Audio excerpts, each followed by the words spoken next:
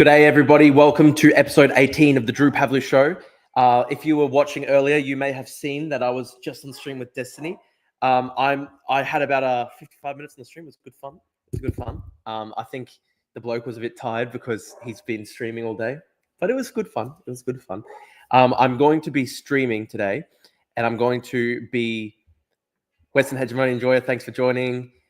Drewster, thanks guys for joining. Thanks lads. I'm going to be streaming a debate today with Malachi. He is an Australian Conservative independent candidate, a Christian nationalist. He's 18 years old or 19 years old, very young. We'll be debating politics. I'm going to put him onto the stream in a second. But first, I want to say, guys, I'm streaming live on both YouTube and Twitch right now. I don't think I've got a single viewer on Twitch because I literally only just started my account. But I will just let me post up the links and then. How nervous did that Destiny convo make you? Dude, I wasn't nervous at all. I've done like documentaries with like the BBC before. I've literally talked to like hundreds of thousands of people live before. So honestly, I wasn't actually nervous at all. It was fun though. It was good fun. Because you know I'm a fan of Destiny, so it's cool to go on. And I'm gonna upload it soon to my channel. I just downloaded the full stream. It's gonna take me like 2 hours to download the whole thing, but I'm gonna upload that soon. Before I bring Malachi on, guys, I'm just going to quickly post up the links. So 1 second. So you can watch my stream on...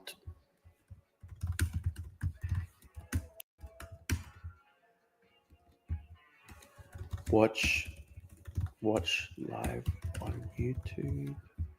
Sorry, guys, 1 second. I'm just going to post up the links and then we'll start. I'll bring the debate guy on. Do you think Destiny liked you? I hope so. I mean, look, I like Destiny. He's a cool guy. I hope he likes me. It'd be cool. I'd like to go on again. We had a good chat. I think he was a bit tired, maybe. It's okay. You know, these things happen. But it was good to be on. It was cool. I've wanted to go on Destiny stream for ages. I'm a fan of his because, you know, he's a supporter of liberal democracy. So am I. I was about to get a kebab from down the road. Well, mate, I'll make you a kebab now. Turkish supremacy, mate. Hang on. Let me just post up. I think we've got a couple people on YouTube. Cool, you talked to Destiny. Yeah, no, it was good fun. It was good fun. It was a little bit hard at the start because I fucked up the the whole thing, but it's okay. I fucked up the stream right at the start, but it was okay. Those things happen.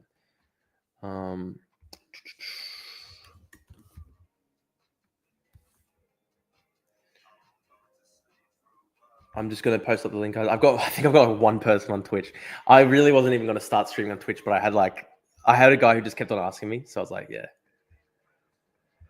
Finally got my Twitch to work. Okay. Just 1 second, guys. Welcome, fellow DGG. What time is it for you guys now? It was good fun. It was good fun. I enjoyed doing that. I've only got 20 followers on Twitch, guys. It's not good there. We should get some people to go subscribe to my Twitch. I don't know. I've never even really used it before, but I had someone going, please, please, please, and I was like, okay, sure. I think we've got 15 people watching live now on YouTube. That's cool. Thanks for joining, guys. If you're watching, please subscribe and like the video. Help us reach more people.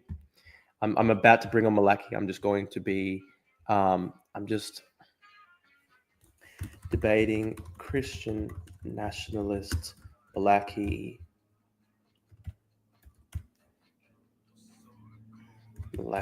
What's his fucking name? Hang on. I'm about to get Malachi Brogan.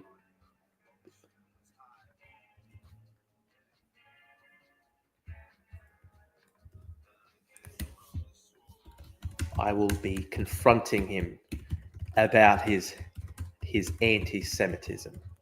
Watch now. Malachi, I'm just posting a link and then I'll bring you on. Okay. Do you still support Ukraine? Of course, dude. Of course. I was literally there like 1 month ago. I'm literally long time, forever supporter of Ukraine. I love Ukraine and I'll do anything to support Ukraine. All right. Malachi, I'll send you the link now and then you can join up. Did anyone get to see the Destiny thing earlier? It was pretty funny. Yeah, I fucked up badly at the start because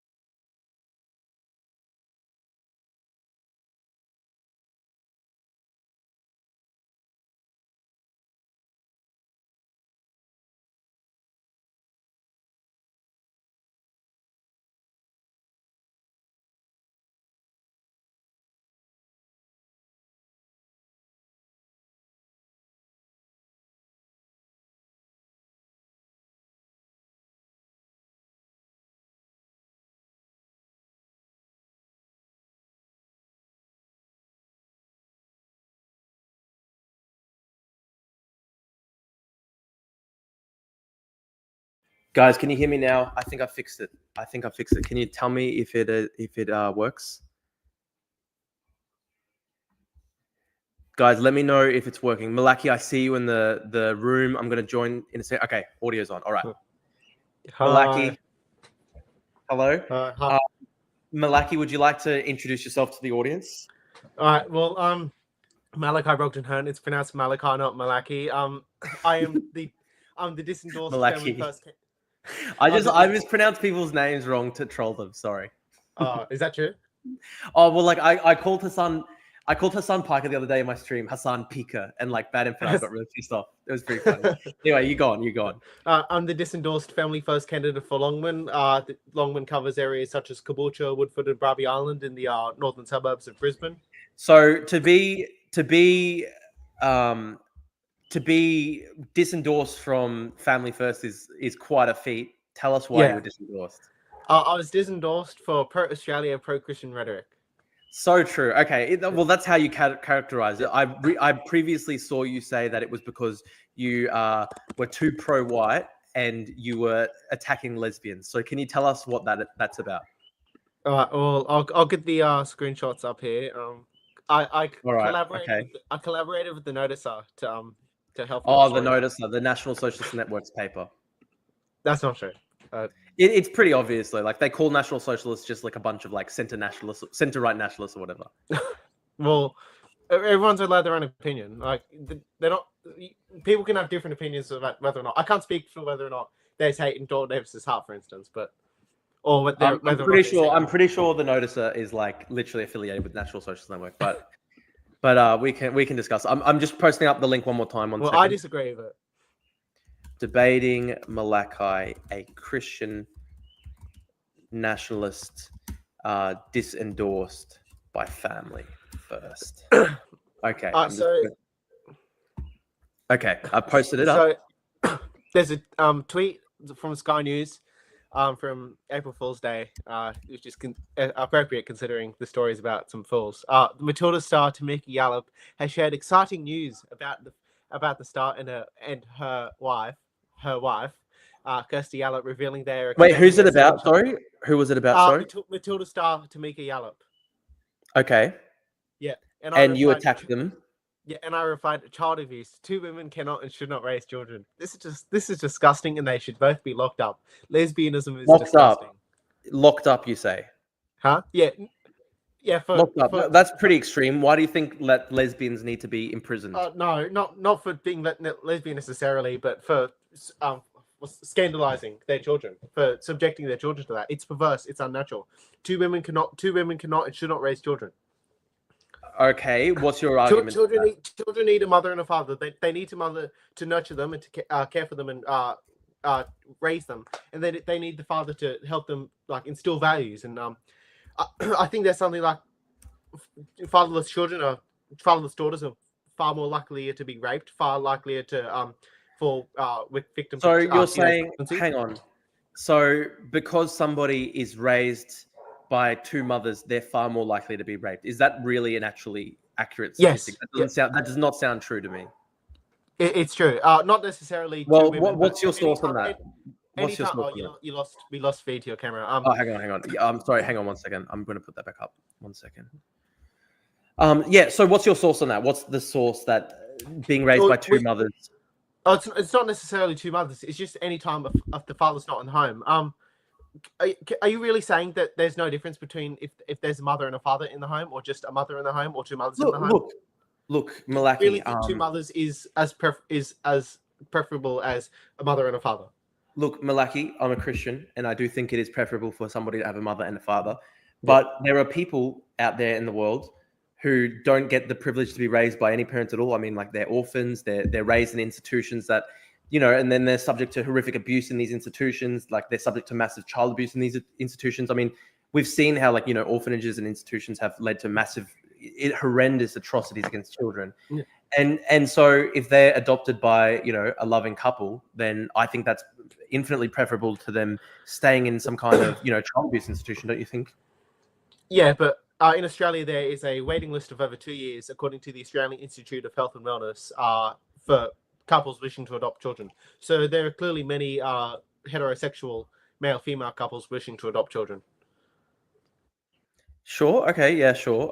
But I don't understand why, for example, gay couples should be discriminated against when it comes to adoption. I don't think that's necessarily fair. Or once I said a child needs a mother and a father. It's as I said. It's I certainly think that it's preferable, Malachi. I think the family unit is a very important thing in society, and I think absolutely that's the case. But there's I don't think that gay people should necessarily be excluded from something as meaningful as raising children. Like there are children out there in the world who will never get adopted, and they're living in these horrible institutions, and they're subject to bullying, and they can be bashed and all these sorts of things. Yeah, I think it's much better if they're raised by a loving parent. A waiting list of over 2 years for parents wishing to adopt children. And do you agree with the statement? Every child deserves a parent, but not every parent deserves a child. Do you agree with that? Like some parents should not. I mean, certainly there are abusive parents, and I think there are a lot of unfortunately, there's a lot of abusive heterosexual parents too. I think you see that everywhere. Like there's this stuff is far more common. Rampant in society. This stuff is far more common. I think in the US, I don't know if you saw this. A famous gay couple got locked up for 100 years for sexually abusing their children.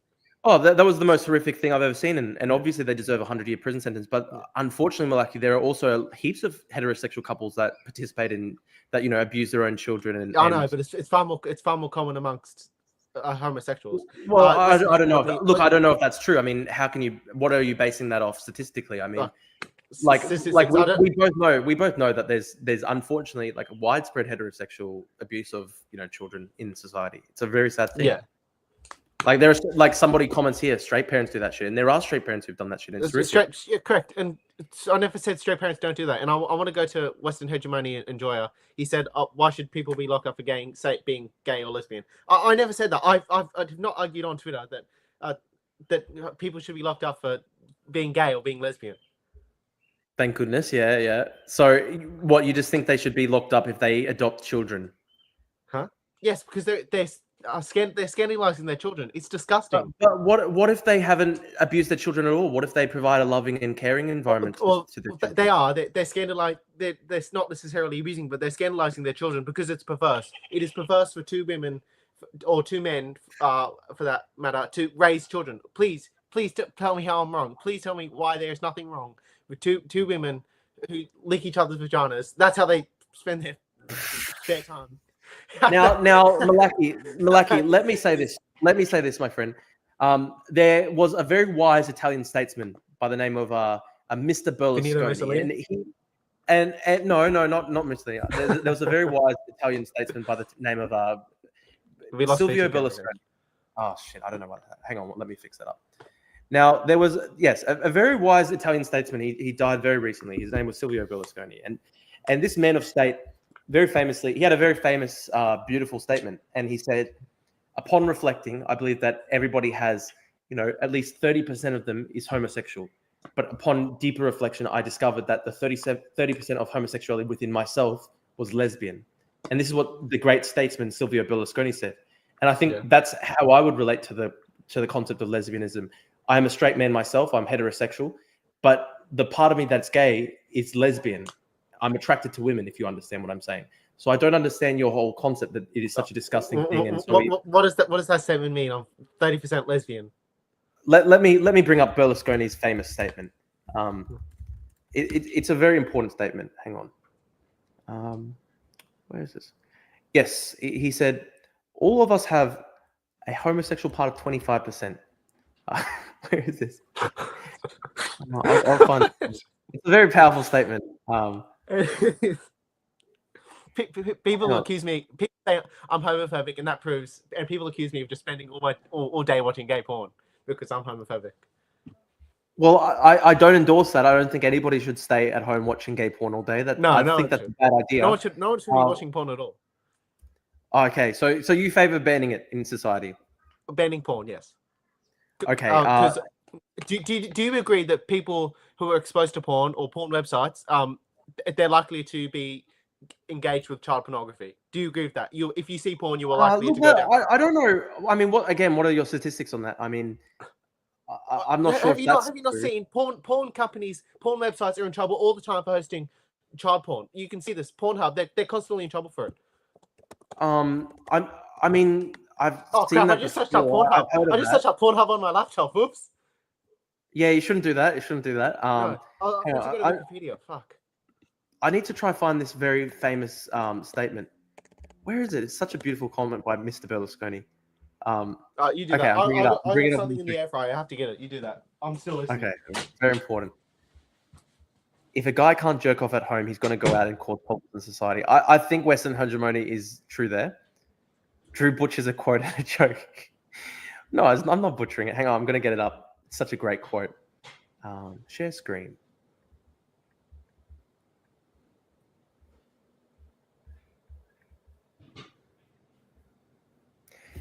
Mr. Silvio Berlusconi, all of us have a homosexual part of 25%, which I also have. He told the crowd. The only thing is that I, after a profound examination, have realized that my homosexual part is lesbian. Very well said, Mr. Berlusconi. And this is what I just don't understand with Malachi. I mean, Malachi hates lesbians, but how could he hate lesbians as a straight man? It's disgusting. It's very strange and disturbing, actually, in fact, to me.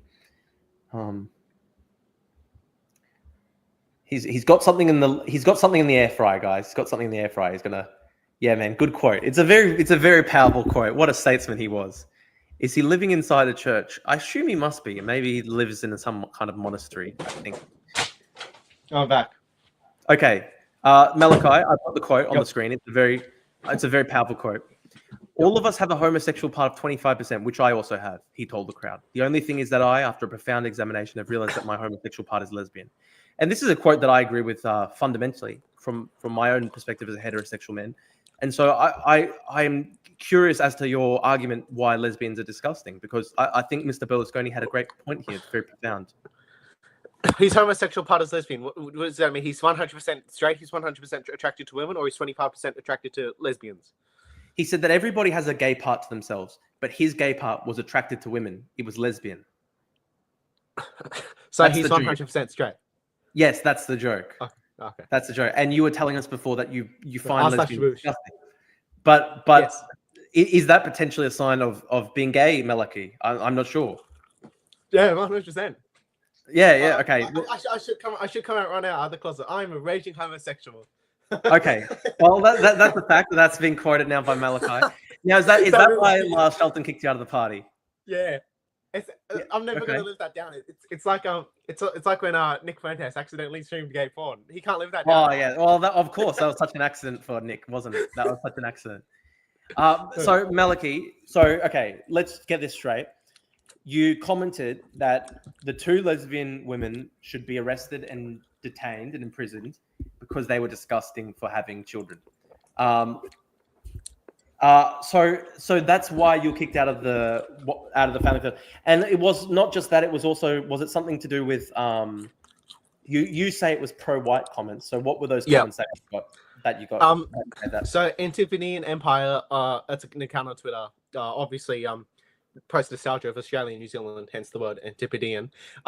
Senator Matt Canavan quote tweeted saying, "What a great country we have," and I replied, "Built solely by white Christian men." Built solely by white Christian men. I mean, yeah, well, like they're obviously non-white people in Australia, so yeah. So I mean, were you trolling or why did you do that? Partially it was trolling, but partially it's true.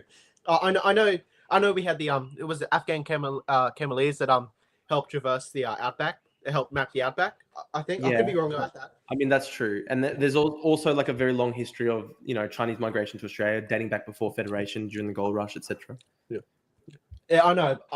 And also, like, like the Irish, and like the Irish always constitute like 30% of the colony. Like the Irish basically weren't considered white. Do you have any stats to back that up? I've heard that claim everywhere. I don't know if it's true though. Like they were like brutally. I mean, they were like considered to be like, inferior. Like, for example, I'm reading inferior or non-white. I'm not sure if like they were considered fully non-white, but they were certainly seen as like racially inferior. And like, did their Catholic part play a role in it? Because everyone the part was that like it was a lot to do with the fact that they were Catholic, but like they were like racially vilified, the Irish, like, and like that's a fact. So this is like, I made this point to Joel Davis when I was debating him, and he thought that it wasn't an argument, but my point was that like there never was like a racially, like, even though like Australia's, during settlement, obviously Australia was still like 99% white, but even during that time though, there was such fierce sectarian divides where like the Irish were like really excluded from society and hated it and stuff like that, to the point that like it's so hard to say like, oh yeah, like Australia was like a fully 100% white country, because like there was like a massive part of the population that was still European but wasn't really considered to be like racially compatible to Brits. So you just mentioned Joel Davis, and my brain immediately went to that clip where he said, "Do you really think we can beat these fucking Jews?" Oh, it's so schizo. It's fucking so schizo. Like, actually retarded as hell. I don't know who they think it's like appealing to. It's really fucking stupid. Like, I don't know. You would have seen their stupid shit the other day where they went to Caulfield, which is like, they went to Caulfield in Melbourne, and it's well known to be a heavily Jewish suburb. And they got like two guys to dress up as like Orthodox Jews with like dreidels and stuff like that. And then they're like handing out flyers going like, give the Jews everything. And it was like retarded. It was just so fucking retarded. Like, and then Joel Davis going around going like, I'm a good goy. I'm a good goy. And it's like, dude, do you think you look good here? Like, you look fucking spastic. Like, that's what it was. He was just going around going like, I'm such a good goy. Like, I don't understand how he could think like he looked funny or cool there. It was funny. Let me get up. Hang on, I'm going to bring up my screen sharing again. 1 second. So he's got like a fucking Satan tattoo on himself. Like, yeah, that's good. Wasn't he part of Antifa?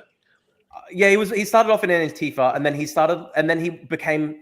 I'm pretty sure he has links to like the 09A, like Satanist sort of thing. This was their retarded thing. They went to a Jewish suburb in Melbourne, and then they just like had guys dressed up as Jews, and they're just screaming like, we're good boys, like really fucking for the Liberal Party, because I once supported Palestine, but now I realize that I'm a dumb boy, and we're here to... Yeah, just going around going, I'm a dumb goy, guys. I'm a dumb goy. Like, I can't believe he thought this looked good. Now, I mean, how would you describe your views, Malachi? Like, do you think of yourself as a white nationalist? I think of myself as an Australian nationalist. A lot of people... Christian nationalist? Like, would you... Christian nationalist, yeah. A lot of people tend to make a race out of an idol out of their race. And I agree with that. I think National Social Network definitely do that. Yeah. And some of them might be devout Christians. I'm not sure. I can't judge that. Well, Joel's not. They're not. I mean, when it comes to NSN, like they for Christmas they did like a fucking winter solstice thing. Like they're very explicitly like they don't. A lot of them are pagan. I know that, but yeah, they don't like Christianity because they think Christianity is a Jewish religion. Yeah. It's kind of like the Nietzsche thing where it's like, oh, like Christianity teaches weakness, and if you worship Jesus, you're worshiping a slave. The Jews invented Christianity to weaken white men's morality. We have to go back to like Nordic fucking shit. Like that's literally retarded. The whole thing. Yeah, that's a retarded thing. Yeah, but you were saying that Australia is like a country for the white man or whatever. So I mean, how would you distinguish your views from, for example, theirs? Well, firstly, I'm Christian. Secondly, a lot of them believe in remigration, which is kicking all the non-whites out. I don't believe in that. I think we can be a bit more civilized than people like Idi Amin and Julius Malema. I think. Well, yeah, like I often mock them, and I'm like, I mocked Nick Fuentes, going like, dude, like Nick Fuentes, like Idi Amin's Indian expulsions, which like destroyed Uganda, like destroyed their entire economy. Like that's like Nick Fuentes' like idea of the dream society. But yeah, go on. Sorry. Yeah, a lot of these people, they're essentially the white version of Idi Amin, and Yeah, I know. I agree with you there. Yeah. So I mean, okay. So what do you favor then? I favor bringing back the White Australia policy. Not, as I said, not kicking out. Seriously, okay. So no non-white migration at all. Yes. None at all. Actually, No, maybe you could make an exception for Pacific Islanders. I really like Pacific Islanders. They're very cool. What's your problem with? I mean, okay, like why the white Australia policy? Why is that your argument? Why do you want that? Who was Australia built by? Like who settled Australia? Licking his fingers like a 6-year-old at a birthday party. Great. Yeah, but like why? For example, if there's somebody who's migrated to Australia, they're non-white, and they follow all the laws of Australia, and they're patriotic, and they're just minding their own business. What's wrong with their presence in the country? I can't see what. I never said there was anything wrong with the presence. As I just said, I don't support remigration. Okay, so you think all the like Australia? I don't know what the current statistics would be. Probably about maybe 20% non-white, maybe 60%. Is it really as little as? Are you sure it's as little as 60%? Well, what's the reason for this? Because it's probably it's probably still 80%. European Australians are like 80% of the population. According to Wikipedia, European Australians are 57.2% of the Australian population. So I overestimated. No, but you know what that is though. That's not counting. But that's not counting people who nominate Australian as their own ethnicity, and by that they mean white. It says because there's like 20. On the census, there's like 25% of people who put on their ancestry instead of putting like European Australian, they just say Australian, and by that they mean like white Australian. Yeah, fair enough. But I'll consider that. So I think it's probably like 80%. Like I don't know. I'm gonna try find like the stats, but it's probably like 80% right now. But like, okay, so I don't know. Say it's 80%, and there's 20. There's 20% of people who are non-white. Like, you think they should be able to live here, but you don't want any further migration. No, I don't. They should. Most of them should be able to live here, unless they commit a crime, and if so, kick them out. But if they're living here, they're obeying the laws. If they've assimilated, I think they should stay. Okay. But like, I mean, if somebody is, I don't know, like if somebody is coming to Australia, they're fully committed to the laws of the country. They love Australia. They want to become part of the nation. They want to assimilate. I don't understand why you think they shouldn't be allowed to migrate just based on race. I mean, you were just talking previously. And making an idol out of race. Basing the entire immigration policy on whether somebody has white skin, is that not making an idol out of race? No, that's not. Like all the prime ministers explain that to us. They were devout Christians and they supported the white Australia policy. Are you telling me that they weren't Christian and that they just actually idolized their race? I mean, there were people who did like make an idol out of white Australia. Definitely. Absolutely. But there's a difference between being proud to be white. I don't think I'm going to use the term white pride, but there's a difference between being proud to be white and worshipping white people, worshipping whiteness, making your entire identity just white. Okay, well, like, what's your? How do you find that divide? Like, what's the divide there? Like, where you can be proud of being white, but you're not worshipping your race, because you're advocating a policy where only white people come to the country. Yeah. Also, how do you draw the line, right? Because there are people who are like non-European, but they can basically pass it as white. So how do you draw the line? For what? Who is white and who isn't? Or... Yeah, exactly. How do you draw that line? Europe. I assume white people. I know historically white. Some people argue that white also extended to Middle Easterners. I don't know if that's true. Here's a good example, right? Like Bob Catter, his grandfather or great grandfather, Lebanese Christian Maronite. Yeah, and he's like the most Australian person I can think of. Bob Catter. Yeah, and like, funnily enough, like Jim Salim, who like was like the leading Nazi in Australia for like 30 years, he's like fully Lebanese Maronite or whatever, which is pretty funny. Like, so I don't know, like, how do you define whiteness, right? Because like, I don't know, there might be somebody from like, say, Latin America who like is basically indistinguishable as white. Like, how do you define who is white and who is not? When did do you actually want to do like a color test at the border? Because that would be retarded. I like the meme from Family Guy. Yeah, I know. Like, are you actually advocating the Family Guy meme? Because like I don't know. For example, Nick Fuentes, right? He's literally got a Spanish last name. He's like half Mexican or whatever. But most people would probably think of him as white. So like, how do you define him? How do you define it? Like European, like white as white. European. Okay, but like, what if there's somebody who's like, I don't know, like Latin American and they're white? Like, how do you define this?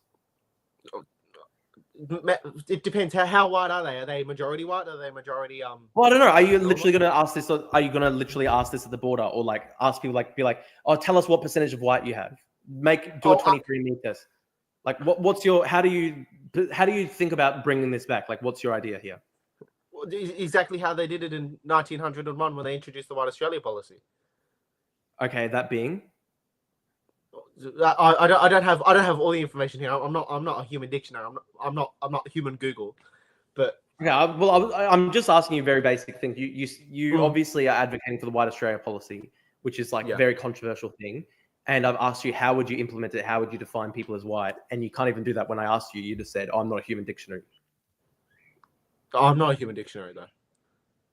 Yeah, no, but like this is like one of your key policies. It's obviously one of the most controversial ones, and you'd think you'd have thought about this like beyond like 2 minutes as a meme, right? Like because there are people out there like I don't know, like there are guys from Italy who wouldn't look white. So I don't know, like what's the plan here? There are Turkish people who look fully white. Like what has Australia benefited from multiculturalism? I think it depends It depends on what type of group we're talking about, right? Like, I think the majority of people who've migrated to Australia have benefited the country. I think the vast majority of people who migrate are patriotic and follow all the laws and stuff like that. There are problems, particularly when it comes to like Islamism and like hardcore jihadists from like West Sydney and stuff like that. I think anybody who's do you think people who support Hamas should be allowed to come into Australia?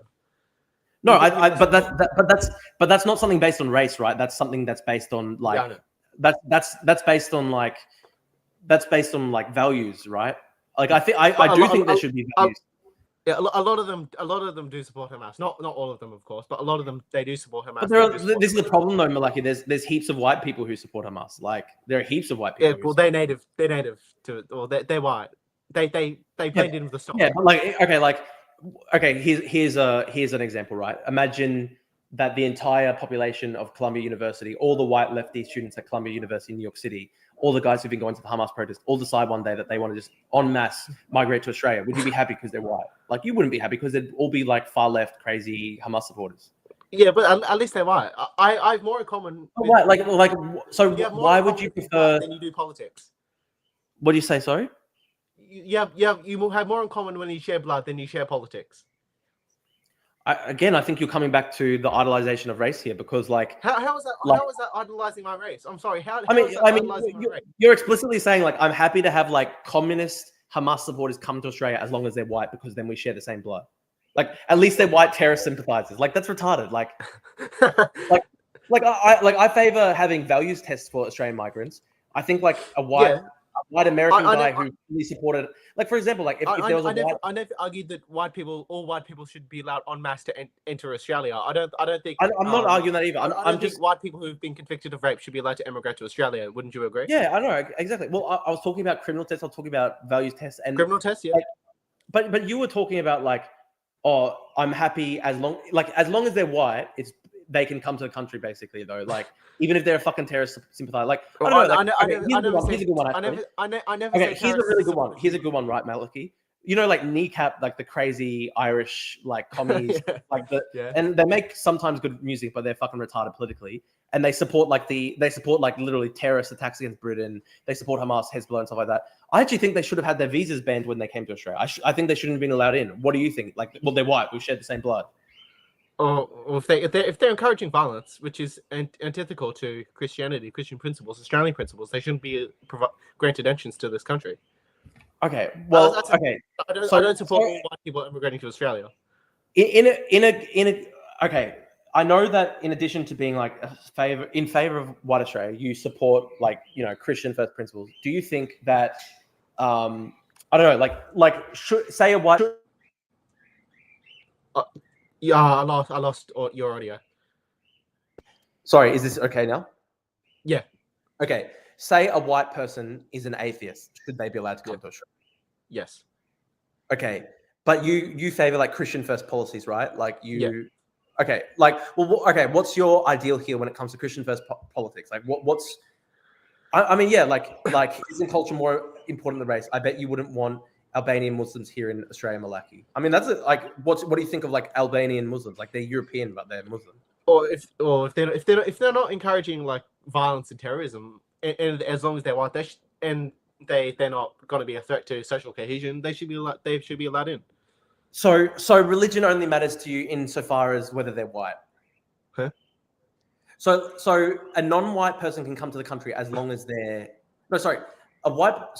a non-Christian, in fact, even a Muslim can come to the country under your policies of white Australia, provided they're white.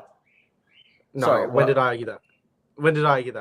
Okay, well, I asked you, because you're talking about race, and somebody here has a comment, and they're like, okay, you don't quite like I presume you don't like, look, I still think that, I think the only people that should be expelled are people who are like extremists and people who, advocate terrorism and violence and stuff like that.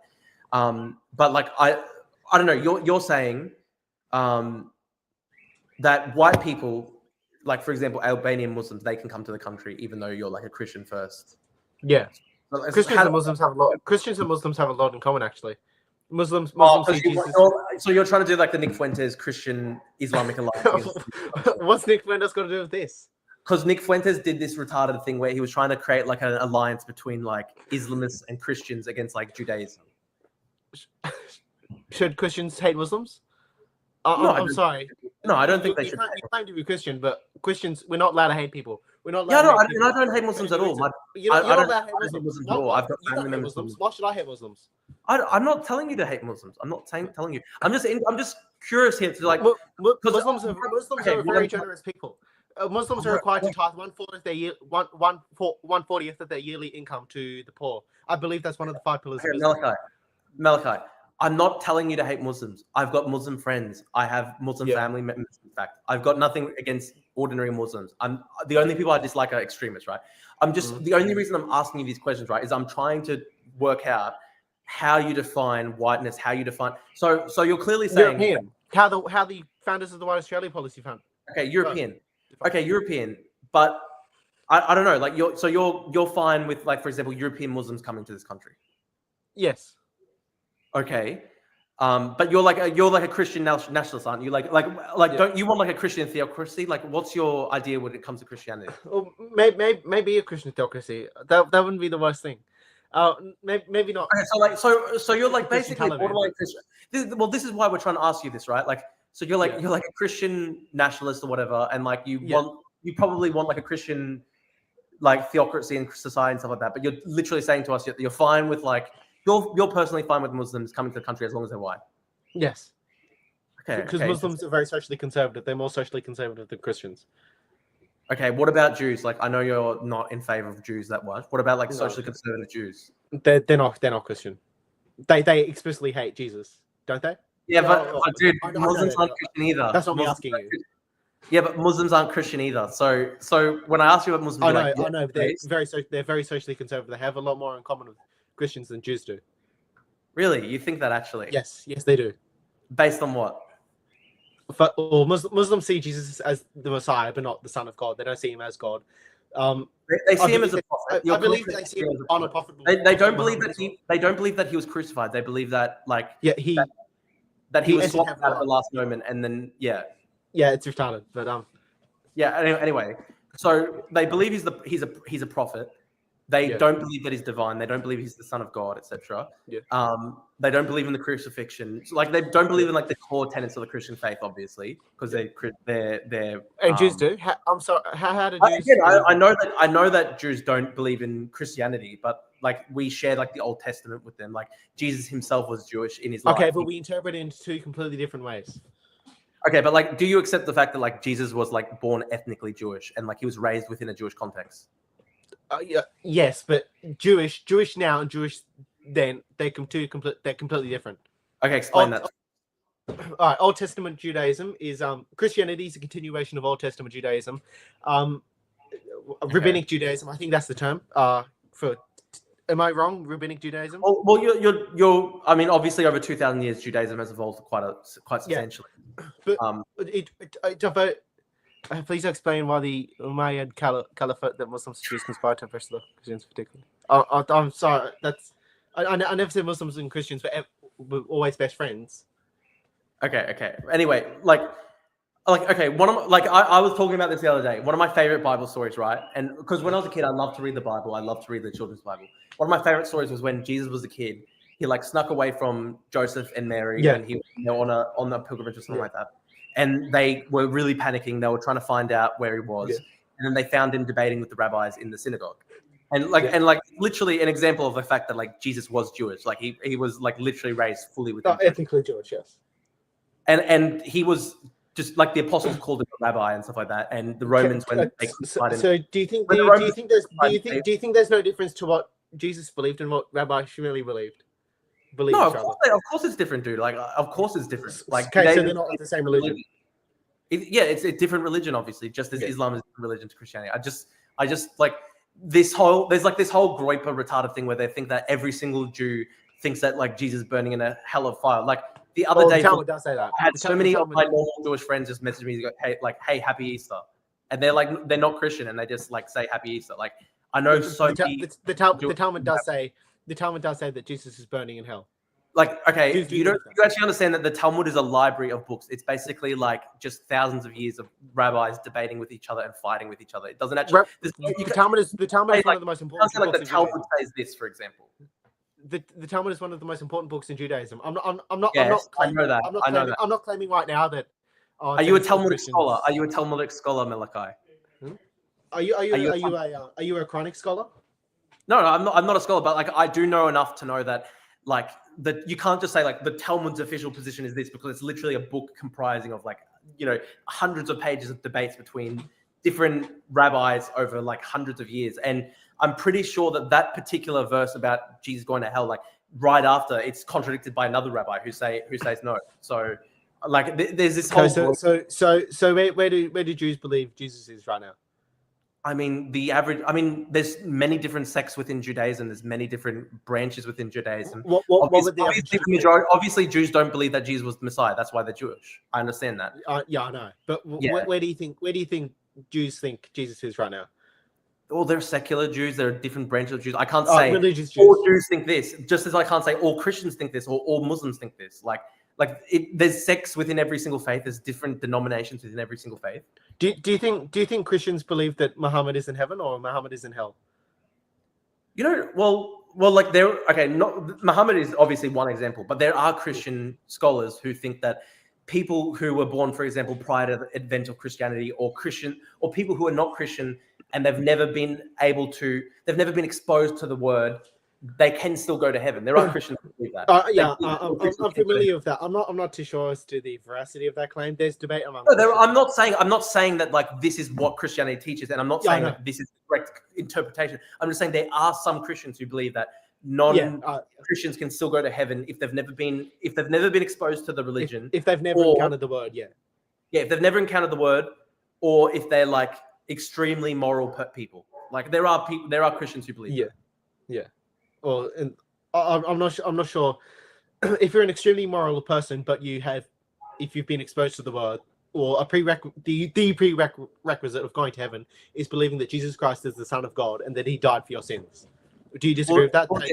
Yes, I think obviously within the context of the Christian faith, you have to believe in Christianity to go to heaven. I do think though, look, I'm somebody who is quite open-minded. I like to think that there are people out there who, they might not be Christian, but they live a really beautiful life, very spiritually, sophisticated life.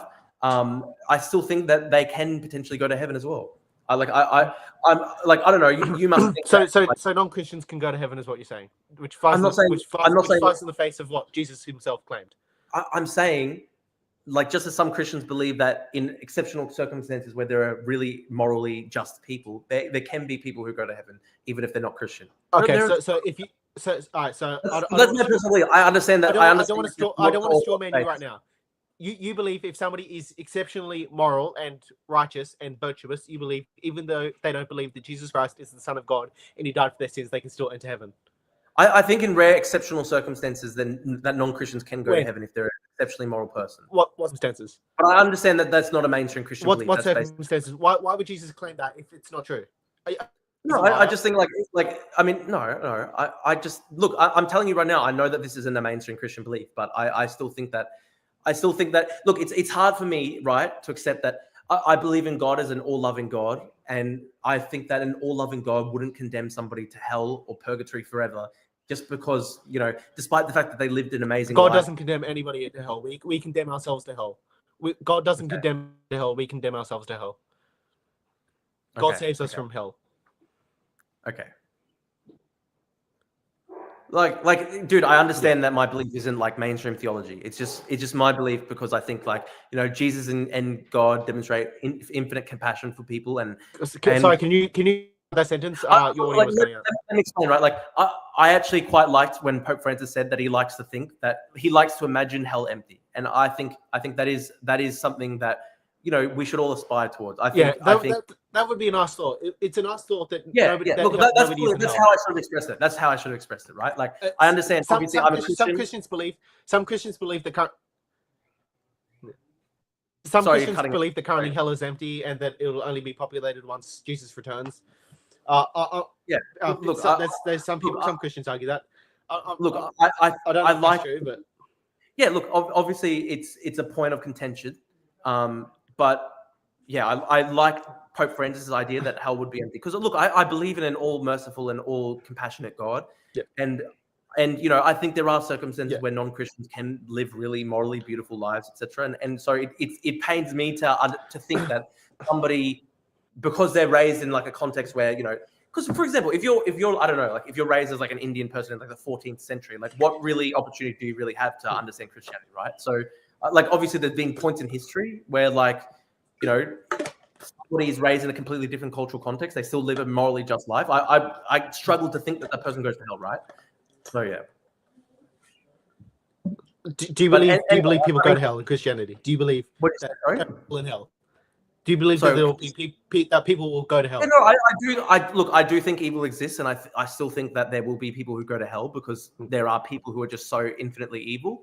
I understand that. I think that, I think Osama bin Laden's in hell. I think Hitler's in hell, of course.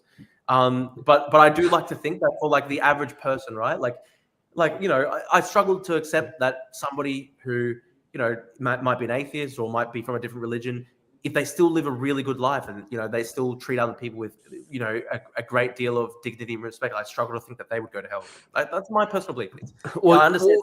At that point you're objecting to God. You're not objecting to me. I don't set the rules as to who goes to heaven and who goes to hell. Jesus directly himself. Okay. I'm not contesting God. I'm not contesting God. You must believe that He's the Son of God and that He died for your sins. I do believe that. I do. Well, look, Malachi, I'm telling you right now, as a Christian myself, I do personally believe that about Jesus Christ and Christianity. That's my personal belief. I try to imagine as God's all merciful and Jesus is all merciful. I try and believe that they will give a chance to people who might not have been Christian in this life, but they still live with great mercy and compassion towards other people. But look, does the verse "Depart from me, I never knew you" sound familiar to you? Look. Anyway, we can go into this long theological debate. We should probably get back to politics, right? Oh, no, I feel like this has been our most productive debate, actually. Hang on, sorry, the dog. Look. Sorry, my laptop's on 4%. I've got to get the charger. I'll be back. Okay.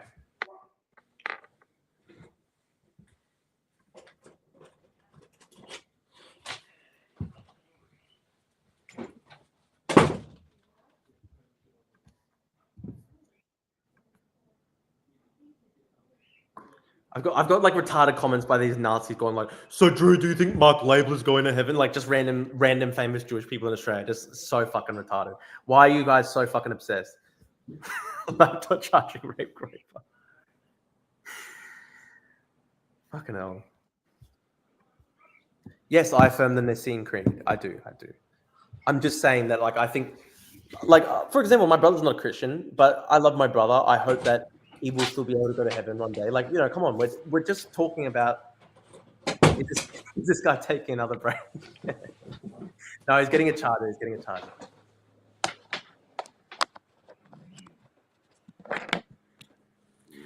Let's go back to our idea that that Muslims are closer to Christianity than Judaism. That's a fascinating idea, Malachi. Billy going to Shana.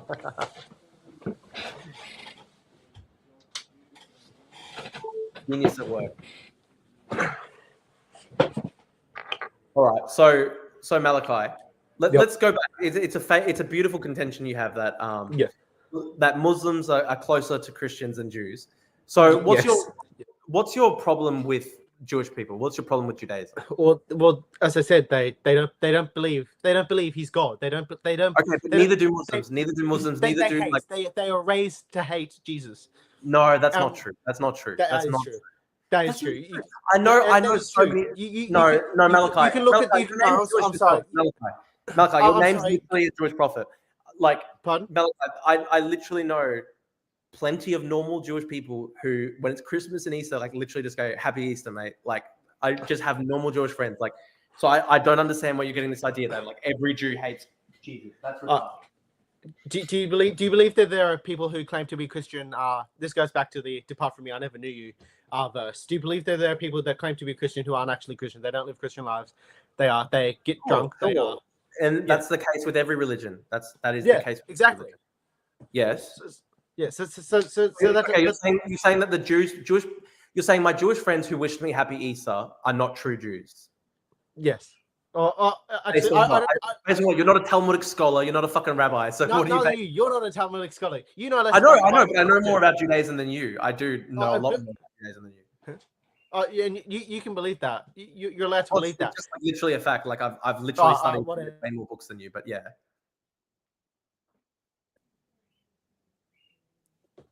Hang on. Are you there, Malachi? You're cutting out. Your screen is frozen. My screen. Well, your screen was frozen. But anyway, so. Okay, like what's your idea? Like, how do you base this argument that all Jews are raised to hate Jesus? Where do you get this idea? The Talmud. Okay, but the Talmud, as I've explained to you earlier, the Talmud doesn't have an official position on this stance, right? Like the Talmud is a compendium of Jewish. The Talmud is the central text of rabbinic Judaism and the primary source of Jewish religious law and Jewish. Okay, theology. But do you understand that the Talmud is a collection? I'm sorry, is Google wrong? Is Google wrong? In this context, yes, I know that the Talmud is important to Judaism, but it's a collection of debates. It doesn't have an authoritative position on this. Okay, so where do Jews believe Jesus is right now? Where do religious Jews? Where does the average religious Jew believe that there Jesus are there are plenty of different denominations, dude. There are plenty of different. Okay, where does the average one? Where does the average Jew believe he is right now? I don't know. You don't know. I don't know because there's a whole range of beliefs on this. There are some people who don't believe that he's the Son of God. Of course, there are some people who may even hate Jesus, and obviously that's terrible. But where do you get this idea that every single Jew hates Jesus? It's retarded.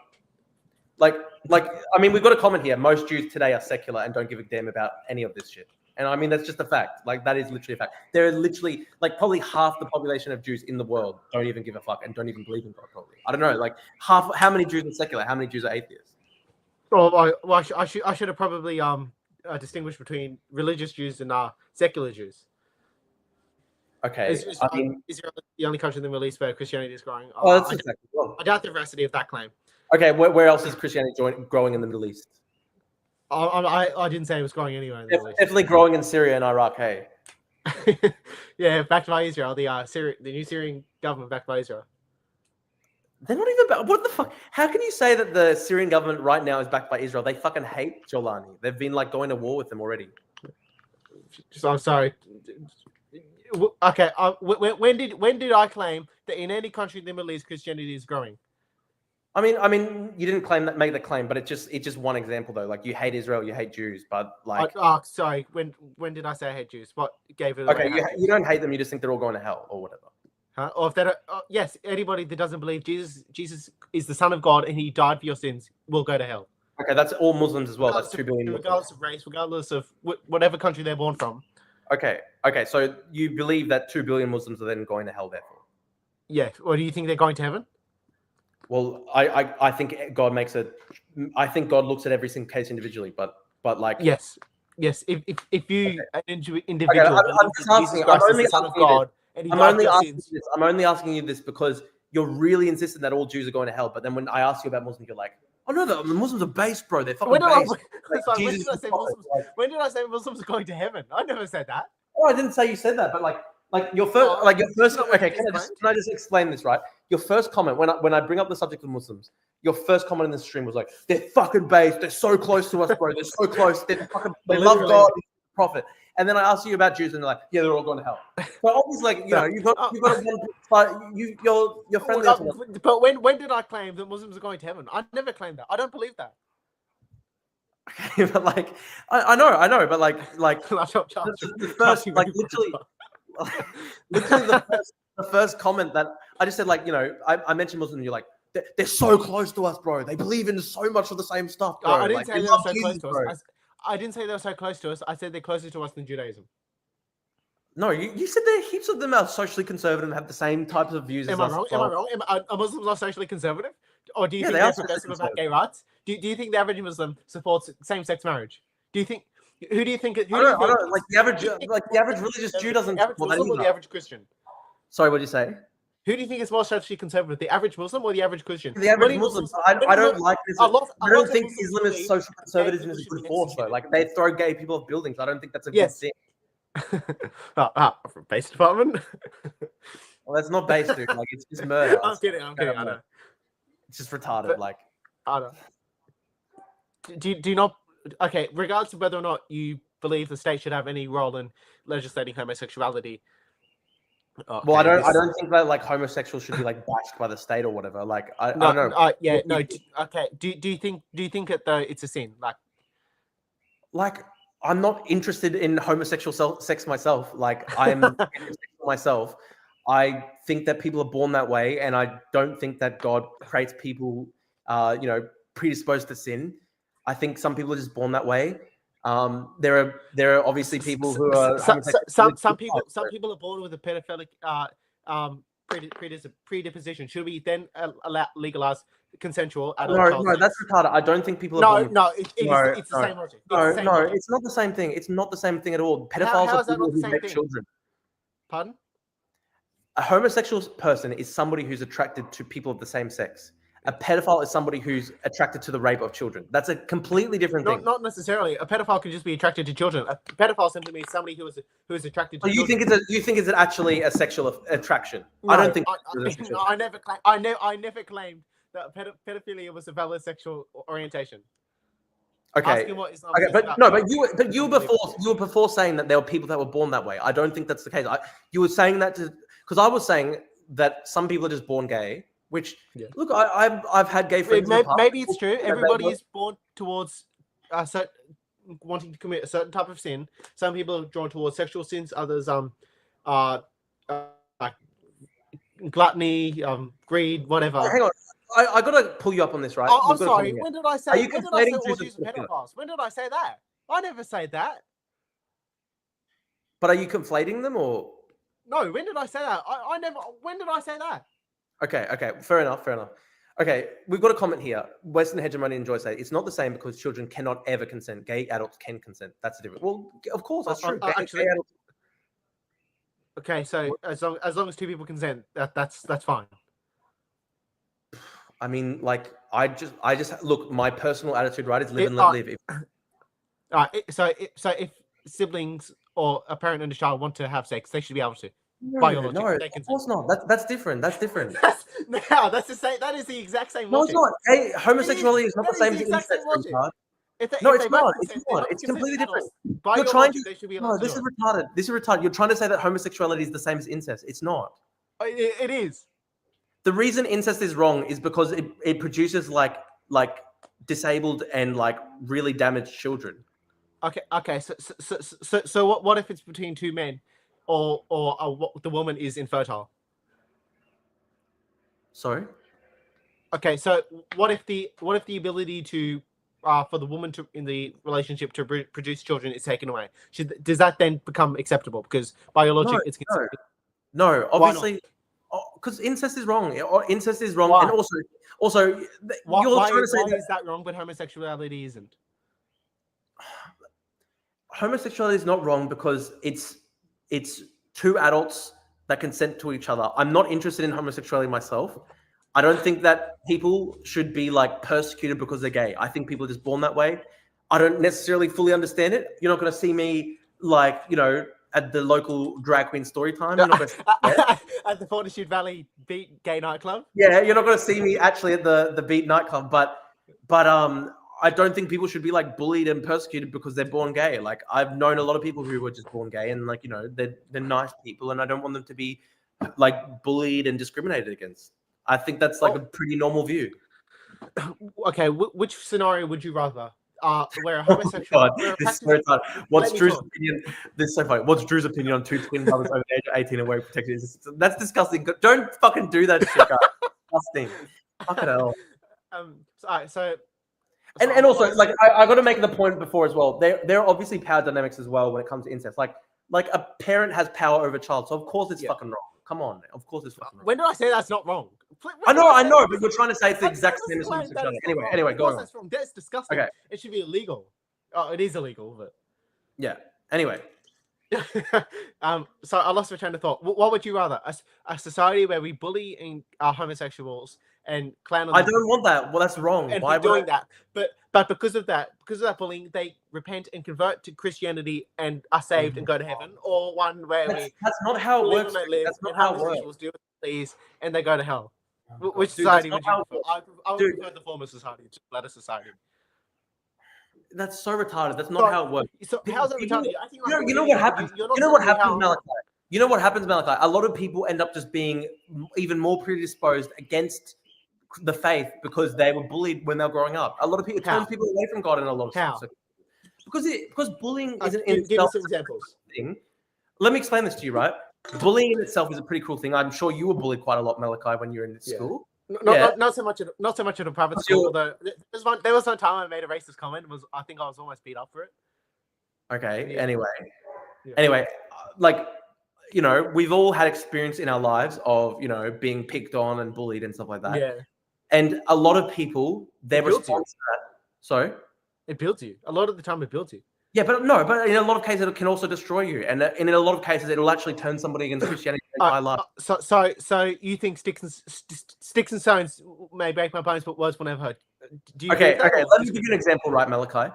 If you grew up in a neighborhood filled with Islamist extremists, and they start bullying you every day of your life, and one day, like a bunch of like ISIS fanatics just like bash you over the head with a fucking brick. And then, would you say, "Oh, this experience fucking builds me up. This experience has shown me the way of the faith of Islam"? Do you really think that? No, it would just make you fucking hate the faith, wouldn't it? Yeah, wouldn't I convert? Like, holy shit! This guy is saying that bullying is how you evangelize. So is your basis for evangelizing the faith bullying people? That's fucking retarded, Malachi. That's fully how is that retarded? You haven't explained. I'm sorry, you haven't given me any examples of gay people turning away from the faith. I certainly remember when Jesus said said to his apostles, "Make sure to bash and bully gay kids to turn them straight." I remember. I never said bash gay kids. In fact, I'm sorry. You may think what I claimed is retarded, but at least I haven't claimed that non-Christians can enter heaven. I didn't. That wasn't even necessarily my claim. I'm just saying that there are some people who are not Christian who still live really beautiful moral lives, and I don't want. I can't. It's hard for me to accept those people in hell, right? Okay. Well, your feelings. To quote some little short guy that speaks fast, facts don't care about your feelings. Actually, facts don't care about your feelings. Okay, like Cosmic Pizza makes this point, and it's true, because this is my experience in school, right? The strict teachers are way less persuasive than the non-strict teachers. So I remember when I was in school, I'd have an authoritarian teacher, and I'd immediately... Authoritarian teacher. I'm telling you, right? Like, we've all had that experience, right? Where you have like a hard-ass teacher.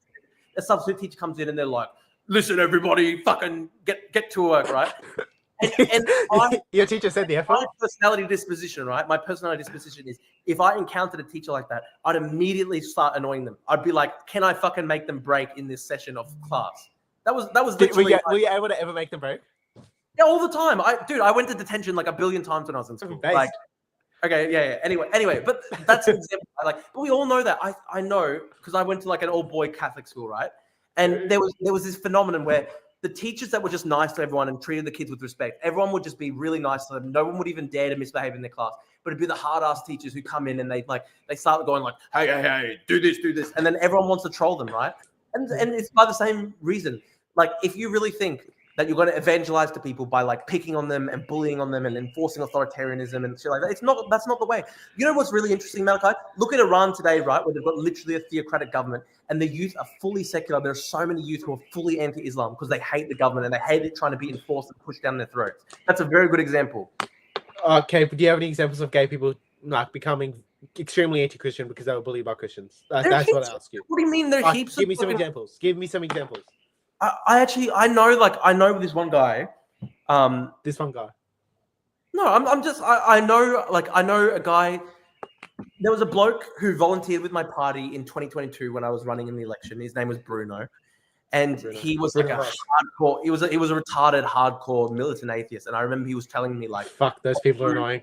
and they are annoying. And he was telling me like, Drew, the Drew Pavlik Democratic Alliance should have an official position that we want to abolish Christmas as a public holiday. And I was like, are you fucking retarded? He said that. Retarded. And he was going like, just knock on people's doors. And like, it was like literally like 2 weeks after Christmas. It was like, knock on people's doors and tell them you'll abolish Christmas. And I was like, are you fucking retarded? Like, it was just stupid shit. I don't. So I got to interrupt you. I don't know if you've seen the episode of Seinfeld where George's dad creates Festivus as a. Yeah, I love Festivus. Is that what he would replace Christmas with? Festivus? Yeah. And anyway, I've worked out later, like this guy was just so retarded. Like he was literally telling me that like my political party should be knocking on people's doors in the Christmas holiday saying like, hey, we're going to abolish the public holiday on Christmas. Like literally the most retarded political strategy I've ever heard in my life. That is. Yeah, literally the most retarded. He was a very retarded guy. He was like a 60-year-old bodybuilder, and we ended up having a massive fight. And I found out like 2 years later he got arrested and like charged in court for jerking off at a train. Like I'm fucking retarded. What line? What line? The Kavucha line? Oh, I don't know. You can literally Google his name. His name's Bruno Starr. Let's actually try to find the article. That was pretty funny. But anyway, like this Bruno guy, though, this Bruno guy, I'm trying to find Brisbane. Bruno sex offense train Brisbane. Yeah, Bruno. Yeah, David Bruno Starr. Okay, I literally found it. Okay, I'm gonna put it up. So fucking retarded. It's actually the most retarded thing ever. Anyway, the reason I brought this up though, like I was always wondering why he was just this like hardcore militant atheist. And then like I worked out that like I later worked out or I found out somehow that like I think his brother was like a hardcore evangelical Christian or something like that and like had really harshly bullied him when he was growing up. I don't think it was gay. I think it was a straight guy, but like still like it ended up making him hate the church. There's a lot of examples like that where like somebody grows up, you know, dealing with the more authoritarian, brutal side of religion, and then they just end up like really predisposed to hating the religion for the rest of their life. And it's the opposite of evangelizing. Yeah, look at this. I'm bringing it on the. Okay, thank you. Holy fuck! It's so cool. Holy fuck! It's so cool. So this guy, he like just reached out on Facebook and was like, "Hey, can I volunteer with the party?" Serial masturbator. Oh my god, so retarded. So he was like to me, like, can I volunteer for your party? And I didn't know that he was a fucking serial masturbator. I was like, sure. and then yeah, like he like joined up to the party and stuff. And like he came along to a couple events, and then like he started going weird against me. He was like, Drew, you need to start campaigning against Christmas. And I was like, that's retarded. What the fuck? And then like he turned against me because like I wouldn't announce like a full policy of like abandoning Easter and Christmas as public holidays. Just so fucking weird. Why would you think he'd do that? I don't know. I don't even know. Like he was just like a militant atheist or whatever. And it was very weird. And then anyway, later on, he tried to commission a painting for my campaign. And he was like, oh, I'll pay for the painting, bro. Just sit for the fucking photograph. And I like sat for the photograph. And then like and then the painting was done and he was supposed to pay for it. But he decided he'd hated me at that point because of like, because I wouldn't abolish Christianity as a fucking party policy. And then like, and then we had a massive falling out and fight, and he like left my party and resigned his membership. And then later on, like 2 years later, I found out a serial masturbating bodybuilding champion and lecturer may have blown his chances of competing at Mr. Universe after being sentenced for a disgusting act on a Brisbane train, following near identical offending in 2 CBD stores. And I actually saw him one day just walking through the city. And at this point, I fucking hated the cunt because he like apart from being a sex offender, he also like just basically. After he got this painting, I had to pay the guy who made the painting hundreds of dollars, and he fucking stood me up, right? So I saw him and I said, like, hey, why were you masturbating on the train? He said, get away from me or I'll fucking bash you. So that was my reaction. that was Bruno. Okay, going back to so do you not have access to the Courier Mail? Oh, I do have access to the Courier Mail. Actually, okay, let me try get up. Yeah, let's read it. Okay, let's try get it up. Okay. So fucking retarded. Hang on. I'll see if my login works. I do pay for it, but I don't know if my login works at the moment. Does it work? Does it work? Let's see. Oh, okay. Oh, fucking hell. Oh, that's okay. They don't let me read it for some reason. Anyway, okay, we'll go. Anyway, let's go back to the debate. Viet Tran has a question here. Apart from the Gospel of John, did Jesus ever claim to be God? And did God in the Old Testament commit acts that could be considered genocide? Okay, this is for you, Malachi. You're the Christian with your God. Jesus said, "Before Abraham was, I am." Okay, so that says Jesus is God. That's a good question by Viet Tran. If God knows everything, does he understand? That's a ridiculous, blasphemous question. And frankly, if we lived in a Christian theocracy, questions like that would frankly be illegal. But okay, like how? No, seriously, like that's a genuine question. Like, God would understand how it feels to be born as a gay person, wouldn't he? Bullied, not in like the lustful activity of buggery. Yeah, obviously. What, as if he thinks that like Viet Tran's not asking like, does God know what it is to be gay? No, he's asking like, because that's what Destiny said one time. I don't know what did Destiny say. I was on the stream with Destiny just before. Yeah, I'm not going to repeat it because frankly, it's not worth repeating. But what did he say though? Huh? What did he say? What Destiny said. I'm not going to repeat it. Okay. It was something along the lines of I'm not. It's disgusting, actually. Yeah, Mr. Bruneman, you're actually right. That Bruner guy, his brain got fucking destroyed by steroids. It's actually fucked up. Like, it's actually so fucked up. Seriously. I know. Can you believe it? Like this guy, like I just didn't hear from him for 2 years, and I just found out like he's just been like sentenced for being like a fucking trained masturbator. Like what the fuck? So imagine going home from work and you just see some guy in the background just. Oh, it's fucked up, man. I'm so embarrassed that this guy tried to like join my political party. This is why like I couldn't. I had comments the other day by people going like, Drew, why aren't you running again in this election? It's like, dude, because like the average volunteer you get as like a third party is like some fucking guy like this weirdo Bruno guy who's like fucking masturbated on a train.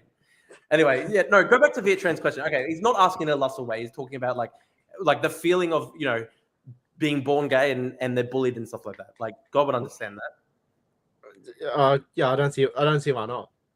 Exactly. So why would he condemn somebody to hell forever because they were born that way? I don't think that's fair. So do you believe that people are born to like be the word salad? Do you think people are born likely to commit some sins more than others? Sure, maybe, yeah. I guess so. Okay, so is gluttony fine? Is sloth fine? Is lust fine? Because if some people are born that way, I don't know, but like it just. Sorry, it's the same logic. Yes or no? Okay. Let's break this down, right, Malachi? Like, okay, lust. I agree with you. Lust is a sin, right? So, like, in the same way that it's lustful for like, you know, straight guys to be like on Tinder cycling through 10 different girls, like it's also lustful and not particularly something that I think is a, you know, appealing or a nice thing in society. That like there are like gay chemsex parties, like that's lustful, sure. But like the actual. If it's just like a gay person who's genuinely deeply in love with like another gay person and they're not harming anyone else, like I can't see what the problem is with that. So is that not lust? That's not lust then. If they love each other, there are gay people who are together for decades and they're lifelong companions and they love each other. Like okay, I don't think yes or no. Yes or no. Is homosexuality lust? Yes or no? I don't think it. I think for somebody who's born as a homosexual, it's not innately lustful to be homosexual. It's not to be attracted to men. I'm saying, is it lustful in and of itself to have gay sex? Is that lustful? Yes or no? I don't know, man. Like I don't like talking about gay sex, right? But like, look, if there are two gay guys, right, who love each other and they've been together for like 40 years, and then so I've got that image in my mind now. Two gay guys, yeah. Okay, this is actually no. Here's an actual good. I can't believe I'm saying this, but it's actually a good comment by Alt Media Watch. Lust isn't purely sexual. You can lust for money and power. That is true. That's true as well. And like, but the Bible specifically in the context of the 7 deadly sins was referring to sexual lust. Okay, but like what I'm giving you an example though, right? Of like, say there are two gay people and they've been lifelong companions and they're in an exclusive relationship where they love each other. I can't see as a Christian how they're being innately evil for just loving each other, right? Like, well, as I said, it's lustful because it's okay. So I believe I asked it earlier. I don't know if I got a response from you. And let me clarify. Like, we're not talking. Let me just quickly clarify. Like, we're not talking about like gay chemsex parties here. Like, we're talking about someone who's like in an exclusive 50-year relationship. Okay, and I'm not talking about that either. I'm talking two men. Buggery. Do you think the Bible says that's a sin? Yes or no? Yeah, what the fuck? Why are you talking about this? No, sorry. What's You your? brought it up. Okay, no, you brought up the whole homosexuality thing first. No, we started talking about Tamiki Yallop from the Matildas. Sorry, what you say? That's how this all started. What? Pardon? What? So, We sorry, started say that talking again. about the Matildas. About the what? The Matildas. The woman Oh from yeah, the Matildas. yeah. Well, yeah, we brought it up because like that's why you got kicked out of the party. Okay, but Yeah. like, okay. So what's the whole? Okay, what are we arguing over right now? Like, bring it back to your point, right? Is homosexuality a sin in the Bible? Is it condemned as a sin? Yes or no? Okay, I understand that the Bible says that, but I also believe that God is an all-merciful God. I believe that Jesus teaches love and compassion. Yeah, And yes I or think no? there Homosexuality is a are sin. some people who are born that way, and I think there are some people. Yes or born no? that way. Homosexuality is a sin. Yes or no? The Bible says that, but I also believe that God is infinitely merciful, and there are some people who. Okay, so you believe homosexuality is a sin? I'm not saying it that particularly. I'm saying that there are some people who are Yes born or that no? way. Yes or They no? should Please be- they answer should yes be or condemned no. for having- Yes or no? No, I'm saying straight up, people should not be condemned for being born homosexual. No, all right, we're not talking about that. Yes or no? Here's Does the Bible your condemn question. homosexual sex Question as a like- sin? Yes or no? Good. The Bible says that. Yes, I understand that the Bible and Jesus Christ say that. But I also believe that they're all merciful and all loving, and that also they would understand that there are some people that are born that way. Christopher Stewart, he says this: Malachi, does this property of lust fall on any sex that doesn't produce a child in a heterosexual relationship between two fertile people? So, for example, if the only acceptable sex in Christianity is between one man and one woman. Okay. Yes. But there are some. I know, but there are some Catholics who, for example, believe that any sex between a couple, even married couple, that's not open to procreation. So, for example, if the guy's using a condom order, they will say that that's sinful. Do you think that's sinful? Well, I'm Protestant. I think you should tend to avoid contraception and birth control. I don't know if we should ban it, but I personally I would avoid it. Hopefully you can respect when I get married, my wife and I consenting to not using that, because hopefully. Good stuff, Mel. Okay. No. Christopher's going yes or no, yes or no, yes or no. Quick, yes or no. Or to what is it sinful sex? is it sinful for an adult man and wife in a consensual sexual encounter who might even be married to wear protection? As I said, I'm not a Bible scholar. The Bible says. Oh, okay, you're not a Bible scholar now. You're a Bible scholar when it comes to condemning all Jews and it comes to condemning all gays. So you're a Bible scholar when it comes to hating Jews and gays, but when it comes to being a man and a wife, when have I said I hated Jews or gays? When have I ever claimed to be a Bible scholar? Going to burn forever. Well, you just said they were going to burn forever in a lake of fire. But... Is it wrong? Is it wrong? Where did Jews go when they died? You don't hate them, but you think they're going to be tortured for all eternity. Okay, cool. Yes. I don't think they're going to be. I don't think people will be tortured for all eternity. I believe that God is a merciful God, and look. So do I. Okay, wait. I want to respond to Western hegemony. Bro, just say no, dude. If you don't think it's a sin, don't hide from it. There's nothing wrong with being gay, and the Bible was written 2,000 years. Look, Western hegemony and joy. I am a Christian. I'm just saying I don't believe that I believe that there are people who are born gay, and I don't believe that they should be condemned. Right? I don't believe that they should be fully condemned. And condemned by whom?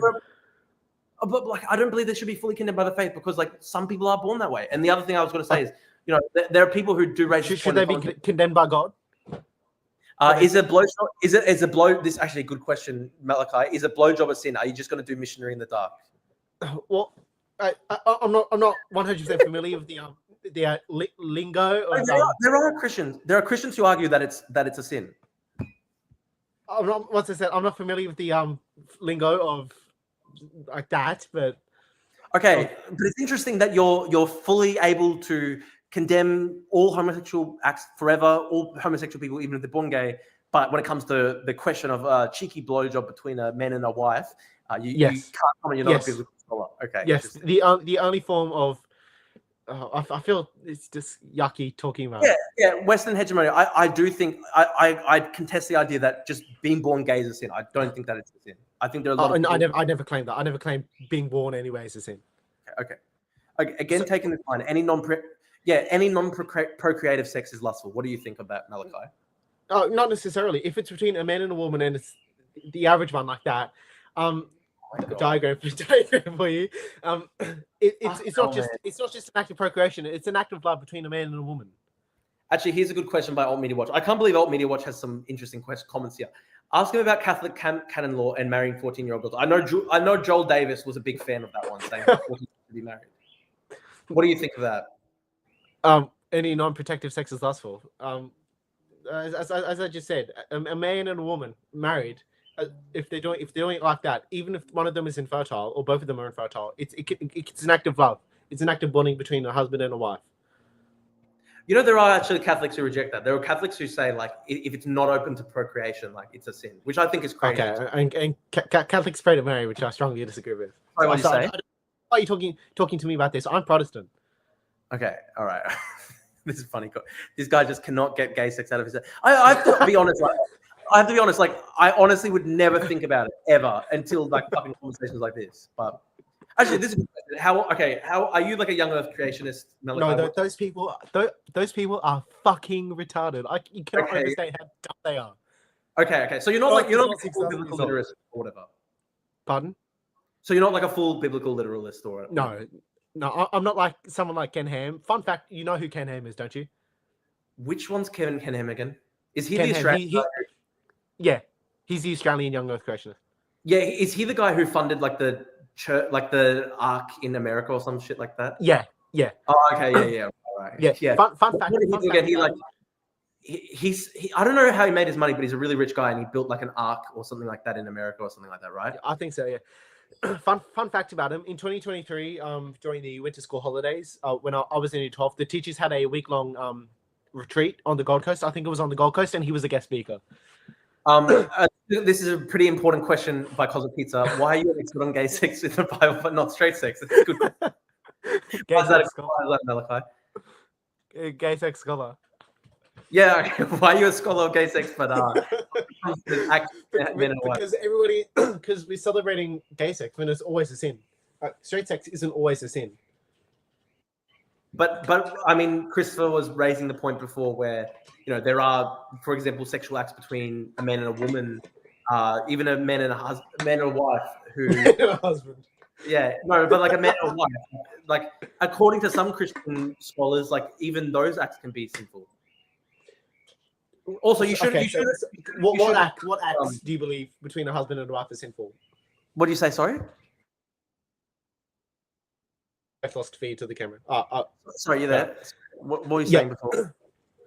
What acts do you believe between a man and a husband and a wife to be sinful? A man and a husband. I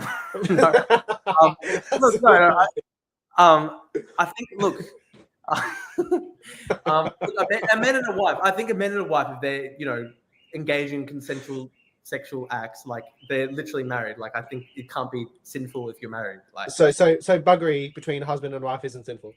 What do you mean buggery? Like there's only one buggery. Like bumhole. That one. Oh my god, fucking dude, why are you obsessed with this shit? Like I don't know. Like if I don't know. What do you think? Like, do you think we need to like? I don't know. Should there be like fucking security cameras in every single man and wife's bedroom in case? Yes. I don't know. How are you going to?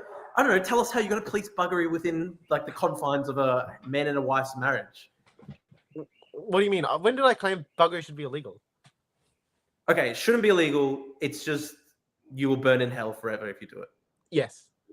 Even a man and a wife? Huh? A husband and a wife, yeah. Why is that the case? I don't know. Because it's disgusting. I mean, you might find it disgusting. I don't know. It's not. I don't know. God finds it disgusting. Why do you say that? I don't know. Because the Bible says it. Okay, but if they're married, if it's a man and a wife together, and it's not this type of sex. But why does it have to be one? Okay, why does it have to be one and not the other? I don't know. Like because it's not of the nature to be procreative. It is not of the nature. Okay, but for example, like a blowjob by that metric is also a sinful act, right? Well, fellatio, yeah, that's sinful. Okay, so everything's illegal except for missionary sex in the dark. When did I say illegal? Okay, not illegal, but it's just all wrong. It's all evil. Yes. Why are you raising this with me? If you have a problem with this, talk to God about it. Talk to your pastor. Read the Bible. Yeah, there's some pastors who think that, like, consensual acts between a man and a wife are fine. Like, Huh? I don't think every single pastor on earth would condemn the act of a blowjob between a man and a wife. Not every single one, but not every single pastor would practice the act of chastity. Some priests unfortunately do scandalize children horribly. Okay. Okay, the Bible never claims that. Here's a question because of pizza. What about the act of a hand job? Is that also sinful? Why are you talking about this? I don't know. This is what the comments are asking. Why is Michael Scott? That's not Michael Scott. That's is he from the God? Well, movie, to be fair, you spent a lot of time talking about gay sex, so people want to, even the scales and talk about the sinfulness and of stuff of straight heterosexual sex. Well, is it of why they're not talking about stuff that actually matters? Sorry, Mr. F, we're asking the hard hitting questions here, aren't we, Drew? Malachi, will you commit to put on your flyers for tomorrow for the election day? Because you're still an independent candidate, right? Yeah. Oh, disendorsed. Okay, wait. Oh, so on the ballot paper you come up as family first, but you've been disendorsed. Yes. Okay. Yeah. So Longman voters, I'm still on the ballot. Malachi Brogdon Hearn. I'm second on the ballot after Terry Young. Okay. So when you're on the ballot tomorrow, will you commit yourself to handing out flyers that say ban buggery in Australia? I should. You should do that. Take your message to the people of Australia. It's all about democracy, right? It is all about democracy. Yeah, exactly. So will you put on your flyers, I, Malachi, will commit myself to banning anal sex between same-sex relations and also husband and wives. So I'm still confused as to when during this debate I claimed that we should ban buggery. Okay, not ban it, but why don't you just put on it? It is sinful. You could just put on your flyer. I'm the one candidate who thinks that anal sex between a man and a wife is evil. Just put that there. Should. And you should put on your ballot when you campaign, you should campaign for banning Christmas and Easter. That's what you should campaign on. Okay, Malachi, I'm not going to read this one out because it's a little bit improper. But Vietran asked you this, and it's a very important. well, obviously Vietran's not interested in having a productive, intelligent discussion. I mean, that is a fascinating question. Would you not agree? Like, I mean, God creates human beings in His image, and apparently, this. I'm not sure if that's true. I'm not sure if it's a factually true thing that the shape of a prostate is in the flower, but I don't know. Like, why did God? How is this relevant? I'm sorry. How is this relevant? I don't know. It's just we're talking about you don't know exactly. I don't know. We're talking about God's plan and design, and Vietram wants to ask about the male prostate and whether it was designed perfectly by God. Yeah. I'm sorry. If your religion says you will go to hell for getting a blowjob on a 35-year-old man marrying a 14-year-old, excuse how's that a problem? What's wrong with that? Okay. I can see why people will take issue with me objecting to the latter part of your question. But okay. What's your thoughts on like Christian canon law that says Catholic canon law that says that like 14-year-olds? Once again, I'm Protestant, so I don't know why you're asking me about Catholicism. Okay. So you're Protestant, but yeah. What are you going to... An important distinction between Catholics and Protestants. Catholics pray to Mary and the saints. We pray to Martin Luther and John Calvin. I've got a question here. Drew Palu, what are you going to tell your grandchildren when they ask why you defended the Gaza genocide? I will tell them that I didn't do that, and I had really hard-hitting discussions with Malachi about the merits and the illegality of buggery instead. Yeah. Passionately important. And to answer your question, the guy with the Chinese characters, it's because he gets paid by Mossad. That's all. So true. Okay, this is a fair question by Moonman13. I won't read it out myself, but please tell us your thoughts on this. What's DP? No, is it because God endorses Drew? Oh, DP. Oh, that's fucked up. Okay. Also, we know you're being funded by a far-right millionaire. Hell yeah, brother. The Mossad money raining down upon us right now. Do you reckon you can get in contact with that millionaire and he can give me some money? Oh, okay, yeah, for sure, absolutely, Malachi. It might be too late. When do I have to kiss the Western Wall, though? Oh yeah, so true, so true. See, you actually have more in common with Alt Media Watch than you'd think, and a lot of these far Yeah. lefties. So when I did think you start hating? Okay, when did you? Alt when did Media you Watch start? blocked me. What do you say? Alt Media Watch blocked me. Oh, Because I okay. said anarchism was gay. I'm the Jews and I'm funding Drew Pavlou. Hell yeah. Thank you, Western Hegemony. Enjoy. Okay, so Malachi, when did you decide that you really disliked Israel and all this stuff? I actually used to be a very strong Zionist. I actually wrote a paper in year 9 about anti-Semitism. We were studying the Merchant of Venice, I think, and apparently that's got underlying themes of anti-Semitism. And I wrote about anti-Semitism in Israel. So I used to be a very strong Zionist. Okay, and what made you turn away from that? Well, it started with the murder of Hindu Jabba. I was watching a Media Watch last year on ABC, posted by Paul Barry. I think they replaced the host now. And the fact, what happened to her? That was so wrong. What happened to Hindu Jabba? That was so wrong. Who? What are you talking Hindu about? Jab, 6-year-old. She died, I think, on a call with the Red Crescent in Gaza. Okay. Poor little girl. I mean, there are people who believe that was Hamas firing on that ambulance. Oh, yeah, those people know damn well they're lying. Okay, that's your contention. Okay, so you're like you've got humanitarian concern for the people of Palestine. That's your your kind of thing. What's wrong with that? There's nothing wrong with that. I just question whether that's really the case, because like you also think that, like, Judaism as a religion is wrong. So it's not just about humanitarian. It is. Is Judaism right? Is Judaism right? Well, I'm not Jewish. I'm Christian. But like you think. So you're Christian. So you're Christian, correct? Yes, I'm a Christian. Yes. Do you subscribe to replacement theology or dispensationalism? Sorry, mate. That's going over my head. Yeah. Replacement theology is Christians who believe that I should define dispensationalism first. Dispensationalism, dispensationalists, they're people who believe that Jews are still God's chosen people and that God has an eternal promise to the Jews and the state of Israel. Replacement theologists believe that Christians are now God's chosen people and that religious Jews, no longer have a plan in God's. Okay, let me answer this. This sounds to me like American burger Christianity, like evangelical shit. I'm a Greek Orthodox. Evangelicals, they're dispensationalists. Yeah. Well, I'm not a dispensationalist. I'm a Greek Orthodox Christian. Like the evangelicals in America, those ones. Some Catholics are dispensationalists as well. Yeah. Look, I think we've got a donation. $4.64 Australian New Shekels. Thank you, Christopher. Thank you very much. So I think, like, I don't agree with that's pretty funny. I don't agree with that whole, like, I think like the American evangelical burger ones who are like, their whole thing is like, oh, like, we should all like whip ourselves for Israel every second of the day. Like, I think that's dumb, obviously. Like,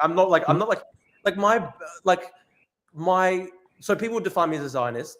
I would define myself as a Zionist only insofar that, like, I oppose attempts to destroy the state of Israel because I think it's genocidal. And I don't know, like, that's the extent of my Zionism. Like, I'm not like a Christian religious Zionist or whatever. Like, some of those hard. Do you think the state Jews should have their own independent state? Look, I generally, like, I'm someone, right, who endorses like self-determination for a whole range of people. So like, I endorse like a Kurdish state. I endorse like a Tibetan state. I endorse like a Uyghur state. I endorse like a Hong Kong and Taiwanese state.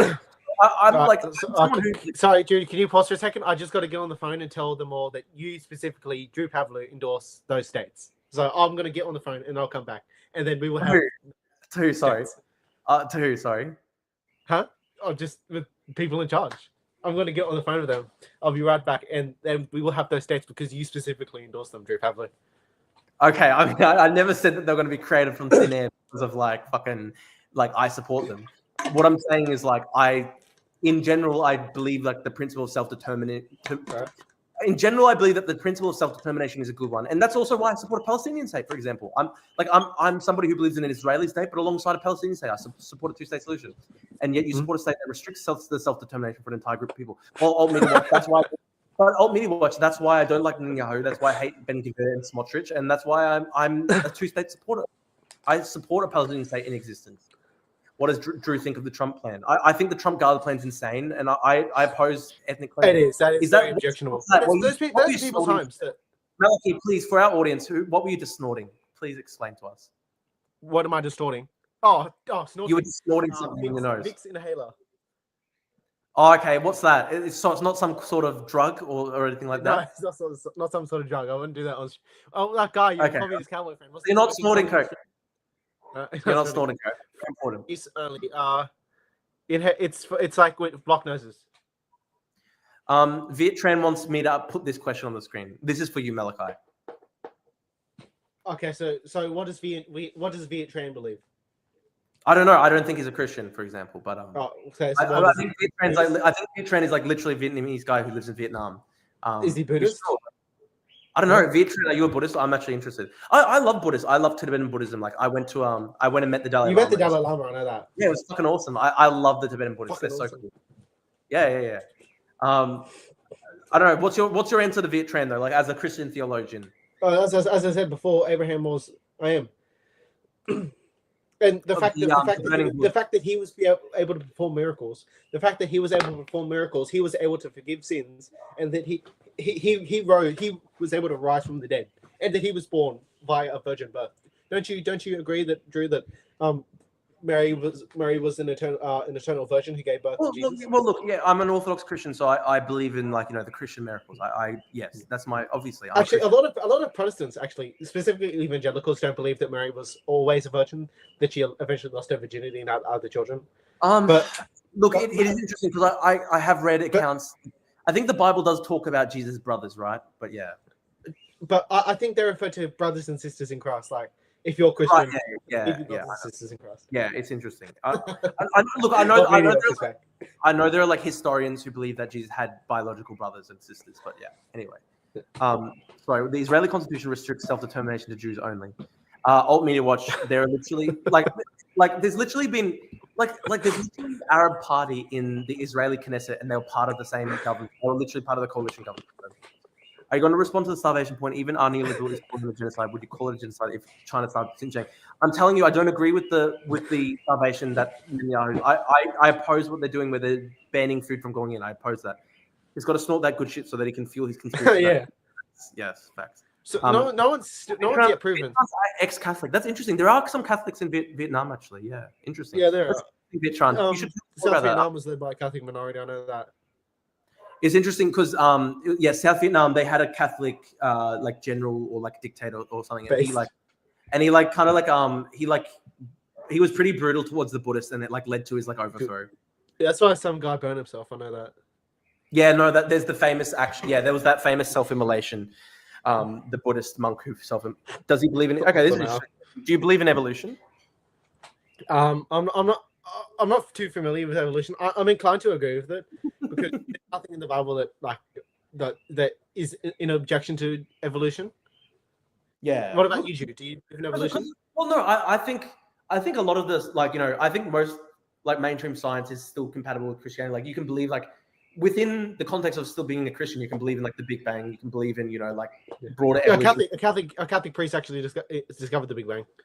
Yeah, and I'm pretty sure George's Mendel is interesting. I went to Villanova, which is a Catholic school in Brisbane, and one of our houses was named Mendel House, and it was he was the Christian monk or whatever who literally studied.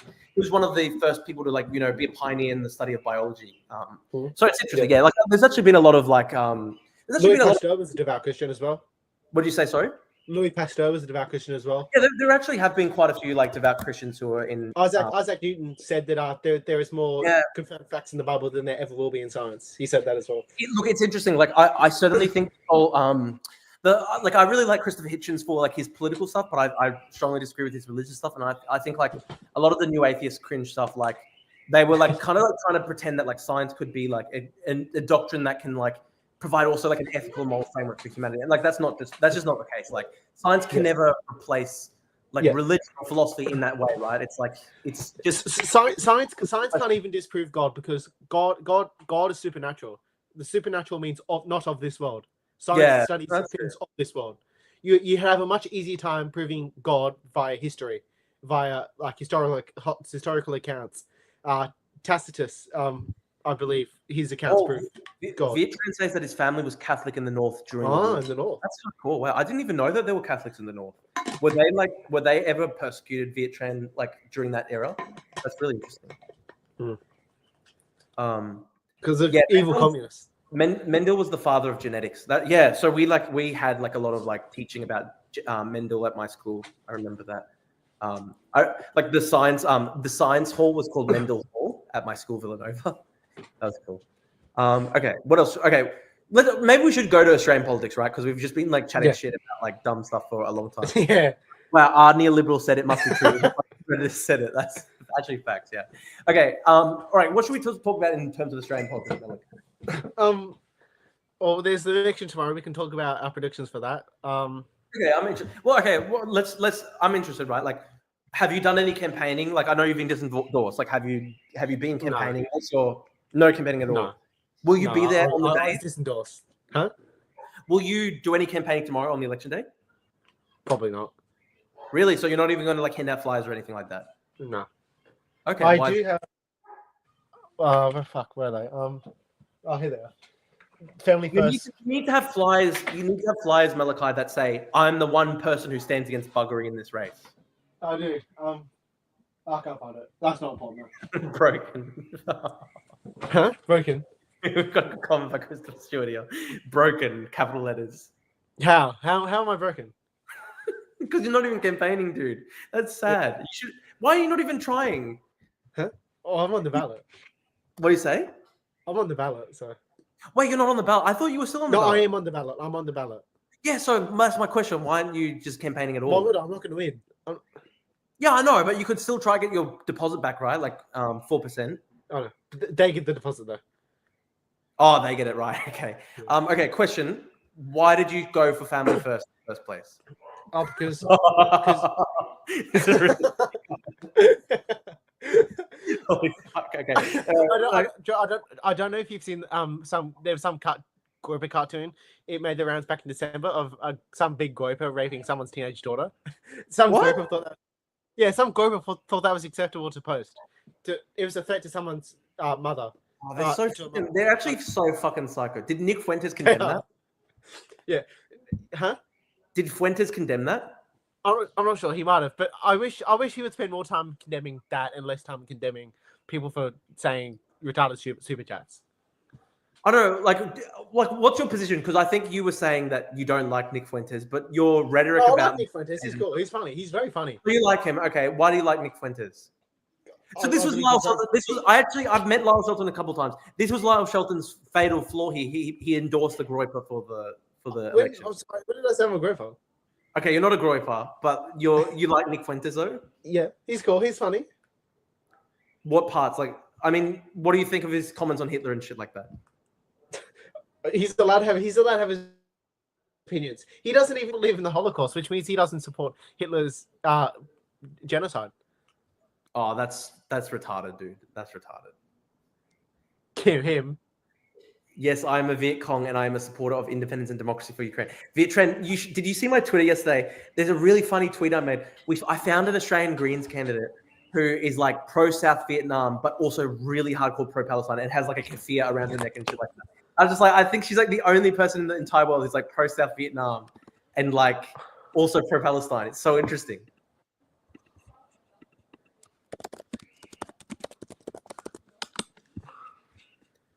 Guys, I just want to say this one last time. Russia is an extreme terrorist and Nazi state. Thank you for reading. Actually, yeah, are you pro-Russia, Malachi? I approve of Russia's crackdown on LGBT rights. Oh my god, what the fuck, man? Like that's fucking ridiculous. How? Like, yeah, like they just sent like there's heaps of like there are heaps of people in the Russian elite who are gay themselves and stuff like that. They just do it. They just bash up on small people. Like they just go in and just like bash people and persecute people. It's just like, dude, Russia is not a trad society. It's all hypocrisy. It's all oh wow, they bash gay people in the street, and then at the same time they're just killing Christians. Dude, you know when I was in Ukraine last month, I literally went to a residential tower block that was blown up by Russia 2 days before it with a missile, and there was. Why are we talking about Russia? Why are we going to talk about Australian politics? There were Christian icons everywhere. Bussy obsessed laptop charging broken network. Oh, did you see what I posted in the live chat on Twitter? No, what did you post? Look at it. On your Twitter? In the live chat. Oh, in the live chat? Yeah. On the Twitter live chat. Okay, hang on. I'm just going to try to find it once. Hang on 1 second. I don't know. How do I find it? I don't know where to find it. Oh, it's not. Is it not in the Twitter live chat? Oh, I don't know. It's not coming up. Oh, We're getting a lot of people in the chat condemning you. Russia has the highest HIV rate in Europe. Trad society.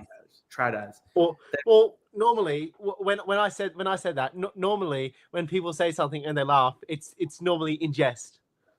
There's this thing. I've got an annoying retarded comment by Alt Media Watch. What do you think about Nazis shutting down an LGBT event in Lviv last week? Yeah, I think that's Right?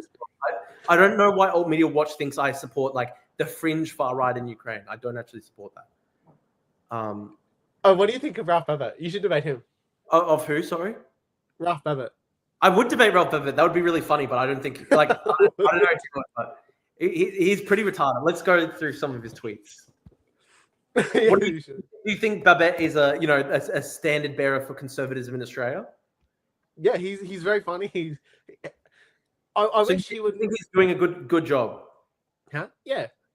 Okay, in what way? What do you support about what he does? He's Christian and he beats up. He figuratively beats up on. Remember that time he said the N word? Oh, fucking retarded! Like, dude, he's like living like himself, isn't he? He's a Black Mauritian guy.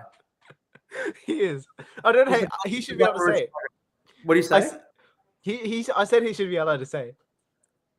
So true. So true. Let's see what he says. There's no difference between Labour and Liberal when it comes to anything of importance. Name one thing that the so-called conservatives have conserved. Let's see, and then it'll just be like the comments will just be like gay sex. Powerful, yep, beautiful. Let's see. Will the Liberal Party follow? No, they won't. They're spineless and pathetic. Let's see what else. There's nothing to.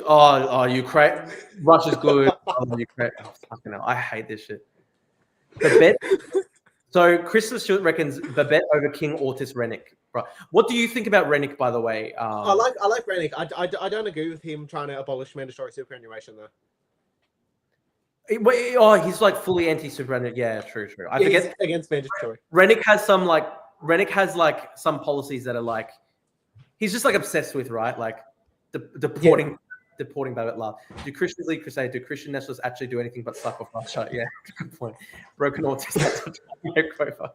Is that the N word? Yeah, Babbitt like went around and he was saying like N word on shit on Twitter. Like to remind Andrew Tate. Dude, it's so fucking low IQ, this shit. Like he's literally a former real estate agent, and like that's what he likes. Are you at university, Malachi? What are you doing with yourself away from politics? I'm interested. Business, Bachelor of Business. Right, where at? I'm not going to disclose that information to everybody. Okay, fair enough. Funny how you want to change the topic so quickly. Like, Alt Media Watch, what do you want? Like, we literally said, yeah, it's bad. What else do you want? Ralph Babbitt's very funny. He's like me, but 20 years older. 20, 25 years older. Okay, so what's the plan, Malachi? Like, your plan is to follow in the footsteps of Ralph Babbitt? I should, yeah. Is that what you want? Okay, fair enough. I should. He's very funny. I'd like to meet him. Milf. How dare he condemn the puppy walk? That's just shameful. So sad. Reject modernity, embrace tradition. Oh, that's cringe. Wow, he's such a moderate and measured voice. So true. Blind to the mercy they reject. We are the final restraint before the flood. Dude, you're a fucking real estate agent. You know what was so funny? I once asked him on Twitter, and I was like, Ralph, do you still like sell homes on the side? Like, are you still flipping homes on the side? And he was like, he literally said, like, yeah, I'm still doing real estate work while he's a fucking senator. And he like, yeah, it's so retarded. And he was like portraying that as like the grindset hustle, and it's actually just retarded because like, dude, you're like, didn't he once say that Parliament was a pay cut to real estate? Oh yeah, I don't even think that's true because like I was looking at his real estate page and like I think he hasn't sold that many houses. Are you at the correct option in Queensland or at a non-Geo8 TAFE? That's a good question by Christopher Stewart. No, I'm in university. But are you at a Geo8 university, the group of 8, the Australian Ivy League, as Christopher would say? No. Sad, very sad, very sad. It's very sad, yeah. I actually had the ATAR to do it. Oh, okay. Well, it's good to know that you can tie your shoelaces, Malachi. I wasn't aware you could at some points in this conversation. Why? You know, Wow, beautiful. I Thank you, Henry, for donating, mate. We appreciate it. Thank you, mate. Henry Marston. I know you got an. I saw that you got an ATAR equivalent of 96 or something in high school. Yeah, You I got did. an I OP3? Yeah, I got back in the day I got OP3 like 96.6 ATAR. Smart guy, you know. I got nearly an 80 ATAR, but if I actually put effort in, I probably would have got at least 90. Oh, fair enough. Look, you know, you shouldn't base stuff necessarily off your ATAR. Yeah. But Yeah, a lot of people were freaking out about it. Also, another reason why I didn't go as high as I could have is because I only needed a 65 ATAR, and that would have been taking away from someone that needed a higher ATAR. So true. So true. Sounds like my brother when I beat him in FIFA, and he goes, "I wasn't even trying." But Xbox or PlayStation. you know, we watched. I before grade 12, I never really properly tried in school, and then in grade 12, like I only was like I really wanted to do law at UQ, but I knew that was like OP1. I knew I wasn't going to get an OP1, but I just wanted to see how good I could. So in grade 12, I like literally was obsessively, I just like obsessively studied because I wanted to see how good I could make it. Drew, when is Destiny Convo going live? I'll post it later today. It's still loading. I'm still downloading off my computer. It's like a 5 gigabyte file. I don't know why it's so slow because I've got good internet, but yeah, it's because all the gay porn you've got. You've got all the gay porn you've got. Oh, true, Malachi. Thank you. I think maybe that's projection, mate. He bought his car on loan, so real estate can't be that profitable. Laptop charging, broken autistic, get aircraft. Literally. Am I going to get my stream banned? You know, I could have actually just dropped the N-bomb earlier, and that would have taken the stream down. Fucked up. Did you do a chat with Sex Pestiny? No, I didn't. I did a chat with Destiny. There's a different person. Drew, why do people call you a sex pest? No one calls me a sex pest. What are you talking about? Who does? Oh, the Drew Pavlov parody account. Oh, that's a fucking retarded parody account, man. Like, it's based on fucking nothing. Like, it like they post photos of me that are like edited to look like I'm 300 kilo. Like, they just make shit up. Like, it's retarded. There's like, I love when that account like will find like it'll literally just be like an anonymous comment. It'll just be like, "Hey man, I'm Drew's best friend, but I'm commenting anonymously. You know he raped 50 people and he just went out and killed a full fucking pack of puppies. Fucking disgusting guy." And then they share that and they're like, "Wow, this is fucked up, guys." Like, just so retarded. You know what's funny? It was like it was started by like a pro CCP like China troll. And then, because I remember all their comments at the start were like about China and everything, and then now they actually get NSN people commenting in their shit. We need Babbitt for shit and Gills, balance for the world's feng shui. He is pretty funny. He's just retarded. Just remember that every right-winger who talks about Destiny voted or supported for the rapist that is the current president of America. Salute. What are your thoughts? I'm sorry. Oh yeah, that's right. Destiny, revenge porn. He's involved in a revenge porn scandal, isn't he? Look, I don't endorse all his personal life. I don't think it's good. But what's your thoughts on Trump? Massive disappointment. Biggest disappointment of my life. Would not be surprised if he ends up being a worse president than Biden. Okay, what's your reasoning for that? Because that is interesting because you are looking at that way. Well, mass deportations. He hasn't done it. The Russia-Ukraine war is still going on. He's pledged endless money to Israel. Israel can do what they please to Gaza. And the tariffs. Everyone knew that he was going to be pro-Israel. Everyone knew it was going to be pro-Israel. Yeah, I know that. Yeah. Donald Trump Jr. doesn't miss. So, dude, it's like literally fucking boomer brain rot memes. It's so cringe. Like, dude, it's like Family Guy. It's like, "Hey Lois, Trump's base." Like, it's like r/the right can't meme. Ralph Babbitt's brain is like a photo of like Family Guy. It's like, "Hey Lois, Trump is good," and he's like, "Wow, this is base." Hey Peter. Hey, What do you think that was going? Fucking genius. Oh my God, is he actually trying to say that? Wow. So Babbitt is trying to insinuate that Macron's wife and Michelle Obama are men. You know, good on you. So glad we've got a senator asking the real questions. Didn't Pauline Hanson once provide credence to the theories that Port Arthur was a false flag? Did she? I'm not sure she did. She was photographed at a dinner with the NRA, the US NRA, and so cool. Because there are like retarded far right people in Australia who think like Mossad did Port Arthur, but like my question is like, okay, like why would Mossad want to like try ban guns in Australia? It doesn't even fucking make and why? That's so dumb. That's so dumb. Hopefully, that's probably the one thing we'll both agree on. That theory is just so dumb. And Sandy Hook, that people believe Sandy Hook was fake. Oh, that's fucked up. Like that's They fucked still have up. guns. They still have guns. Oh, It it's didn't fucked work. up, man. Well, yeah, that's always my comment, right? Like when you get these stupid, like when you get these guys going like, oh, like it's a false flag to ban guns. Like it never worked. Like there's never a ban on guns. So like, what's the fuck? Yeah. People say that about Las Vegas. People say that about the Las Vegas shooter, and they're like, oh, it was like a false flag, deep state plot to ban guns. It's like, dude, I remember when that happened. Like there wasn't even a gun control date for like the debate about gun control didn't even last a week after that happened, even though they killed like 60 people. Like it just It really does. They're never going to do anything about it. Actually, that's interesting. What do you think about the gun situation in America? Because you are right wing. Or they're not changing that. They will never be change that. So I think you can, at the very least, do something about the violent crime, do something about the mentally ill people in that country. Probably ensure that not everybody has the right to access a gun. Yeah. No, I mean that stuff's just like so bare minimum, right? Like just doing background checks and stuff. But they won't even accept background checks, like the really schizo NRA guys. Like, that's so dumb. Like even background checks, they think like, oh my god, the government's going to take my guns. Like it's I don't know if you've seen the John Oliver skit where he was talking to somebody from the NRA or some gun rights activist, and he said that the gun rights activist said that he would object to mandatory 1 day waiting periods for guns. Oh yeah, that was fucking hell, so crazy. Vietrin has a funny comment. One thing I'm sure is Drew doesn't take Addy because look how the fuck he's fat. Dude, I actually do take Ritalin sometimes. I just don't take it that regularly. I do have ADHD though. Matt Walsh doesn't believe in ADHD. Really? What does Matt Walsh argue? What does he say? It's not. He doesn't believe in it. Velvet is a cox. What do you say it is then? Huh? Let me say, I do think this is schizo. How there was some lefty guy who was mentally ill. That was fucked up. I agree, that's fucked up. We understand what's at stake. We understand that the time to act is now. And we understand that if we don't rise together, we risk losing everything that makes our country worth loving. That Australia, the one that we all grew up with, the one that we all believed in, is under threat. Wow, powerful stuff. This is not relevant to what was. Oh, it's kind of relevant because it was a clip. Brisbane should never have gotten rid of its trams.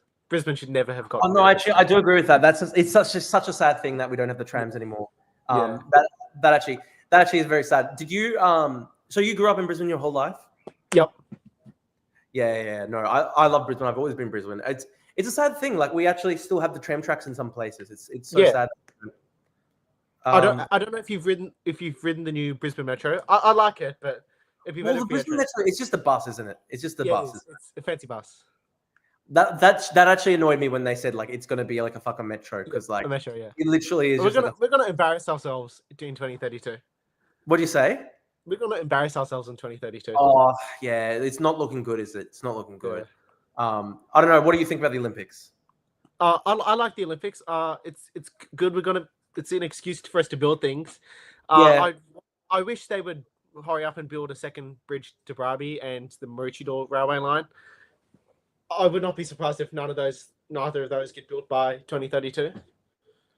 Yeah. Because my entire life living around in Caboolture is just, we're going to build a second bridge to Brabi, but it still hasn't happened. Every election season they promise it. It's very interesting, isn't it? Because I don't know. Like, do you think the problem is NIMBYism? Why do you think it's so hard to build stuff in Australia? I'm not sure. Julian Assange endorses Albo for a second term of government. Yeah, I know. Well, okay, listen to us. What do you think? Okay, let's get back a bit more to some more Australian politics. What do you think Albo's done wrong in government? Like, what's your major problems with Albo? I actually don't think about Albo as much as I should. What about you? Do you think he's been a good prime minister? I don't think he's been a good prime minister. Unfortunately, whenever he talks, and this is people are going to say, "Oh, glass houses, Malachi." But whenever Albo talks, he said something very objectionable yesterday. Nicholas Decker. What was it? He says crazy shit all the time. It's a shame. Endorsing abortion. I wish that he wouldn't put the Ukraine flag in this fucking bio. He was endorsing like post-birth infanticide. Fucking crazy. Did he just say Mussolini is underrated? What did he say? I thought he said Mussolini is underrated. Yeah, he did. He even posted that. Like, I don't know. I think maybe he's just like likes posting random shit. I don't know. Is he a rage baiter? He is a rage baiter. He's like a liberal rage baiter. I don't think about Elbow because I just can't get gay sex out of my head. Literally. I really enjoy that. Well said. But okay, like, what would you say are like your major problems with Albo? Oh, whenever he speaks, he sounds like an idiot. Anti-nuclear. There's that. I don't like how... Look, I'm actually supportive of nuclear energy. That I do support nuclear energy, actually. Yeah. Hey, son. Oh, I was gonna say something. I forgot.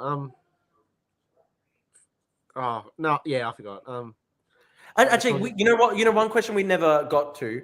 Why did you go for family first rather than say like One Nation or other right-wing micro parties? Well, they claim to be Christian. One Nation's not Christian. Pauline Hanson is agnostic. Family First claims to be Christian, although they actually claim to be Judeo-Christian, which that should have given it away. But they claim to be Christian. They're pro-life. They're against abortion. They're against euthanasia. They're against this trans nonsense. Trans people getting undressed in front of children. Frankly, that shouldn't be occurring. Even if you are supportive of trans people. Wow. Look, I don't like drag queen story time, but yeah, go on. Oh no. Have you seen this, by the way? There was some truck that spilled metal on the highway in Sydney, and then like 300 cars got like punctured tires. Yeah, wow. And it's the largest traffic jam in Australian history. Holy shit! But yeah, sorry, I keep distracting you. Yeah, so you went for family first because they're more Christian. Yeah. And at what point, like, how did you find out that you were disendorsed? Like, what was that process like? I'd gotten a missed call around after Adam Ben. Oh, do you support renewables? Look, I think there's a place for renewables, obviously, like solar and wind and stuff like that. I think you need firm power in the grid, like nuclear. Like, I don't think it's possible to do. I definitely don't think it's possible to do the green thing where it's like 100% renewable by 2030. Like, I just think that's literally impossible. It's retarded. Yeah, well, it is. You do actually need firming power in the grid. Cosmic Pizza, I agree 100% with what you said. I wish he would do something about capital gains, tax concessions, and negative gearing. So that's one thing you and I have in common. I wish he would go a spawn.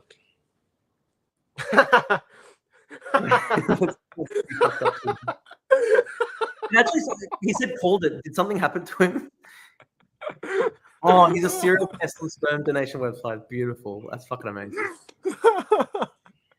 Amazing. Oh my god! Holy fuck!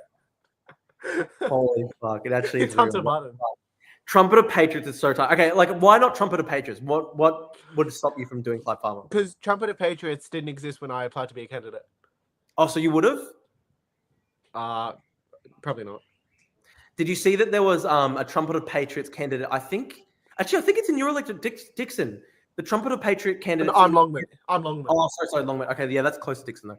There's a Trumpet of Patriot candidate in Dixon, and he was literally found by police stalking a property at midnight with like a cadaver bag in his fucking car. Why, was he going to kill someone? He was literally going to kill someone. Let me get it up. It's fucking someone saying. What is this? What is this OzPol? When are you debating me on the selective application of anti-Semitism in Australia? Maybe next week on Me Watch. I'm busy at the moment. Stop scrolling Twitter on the main screen. Keep scrolling Twitter. Yo. Wait, I'll quickly get up. Like, I got to quickly get this up because it's actually I was like shocked by it. I was like, what the fuck? Even for Trumpet of Patriots, this is fucking insane. So Trumpet of Patriots candidate Michael Jessup facing criminal charges. Okay, you think to yourself, okay, what could these criminal charges be? You find out weapons charges. Okay, fucked up, and then you go possession of a knife and trespassing, unlawful stalking. He was arrested in July last year after police reports of a man acting suspiciously outside a property in the Sunshine Coast town of Bleabley, east of Nambour. Police alleged they found weapons. What do you say? I think it's Bleabley. Yes, sorry. Police allege they found weapons and camouflage clothing inside his car. It is also alleged that during a further search of the vehicle, officers located a shovel, axe, gloves, duct tape, ropes, and a cadaver bag. What the fuck, man? Like, yeah, Was he going to murder someone? What's going on? Yeah, it sounds like he was going to murder someone. So this is, and then yeah, like this is the party that like Tucker Carlson like endorsed. Beautiful, yeah. Like I actually protested Tucker Carlson when he came to Brisbane. Oh, I saw that. Yeah. Yeah, that was good fun actually. Okay, what else should we discuss? How much longer should we go for, Malachi? Because I might have to go soon. However long you want to go for. Okay. Well, okay. So we've talked about why you don't like Albo. We've talked about why you went for family first. Okay, what would you like to do in the future? What's your future political plans?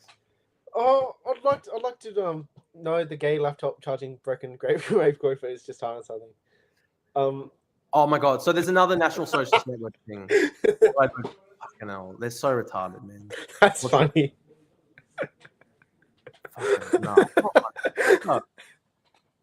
Oh, it's fucking brutal. Like they're just trolls. They're just cunts. They've got antisocial personality disorder.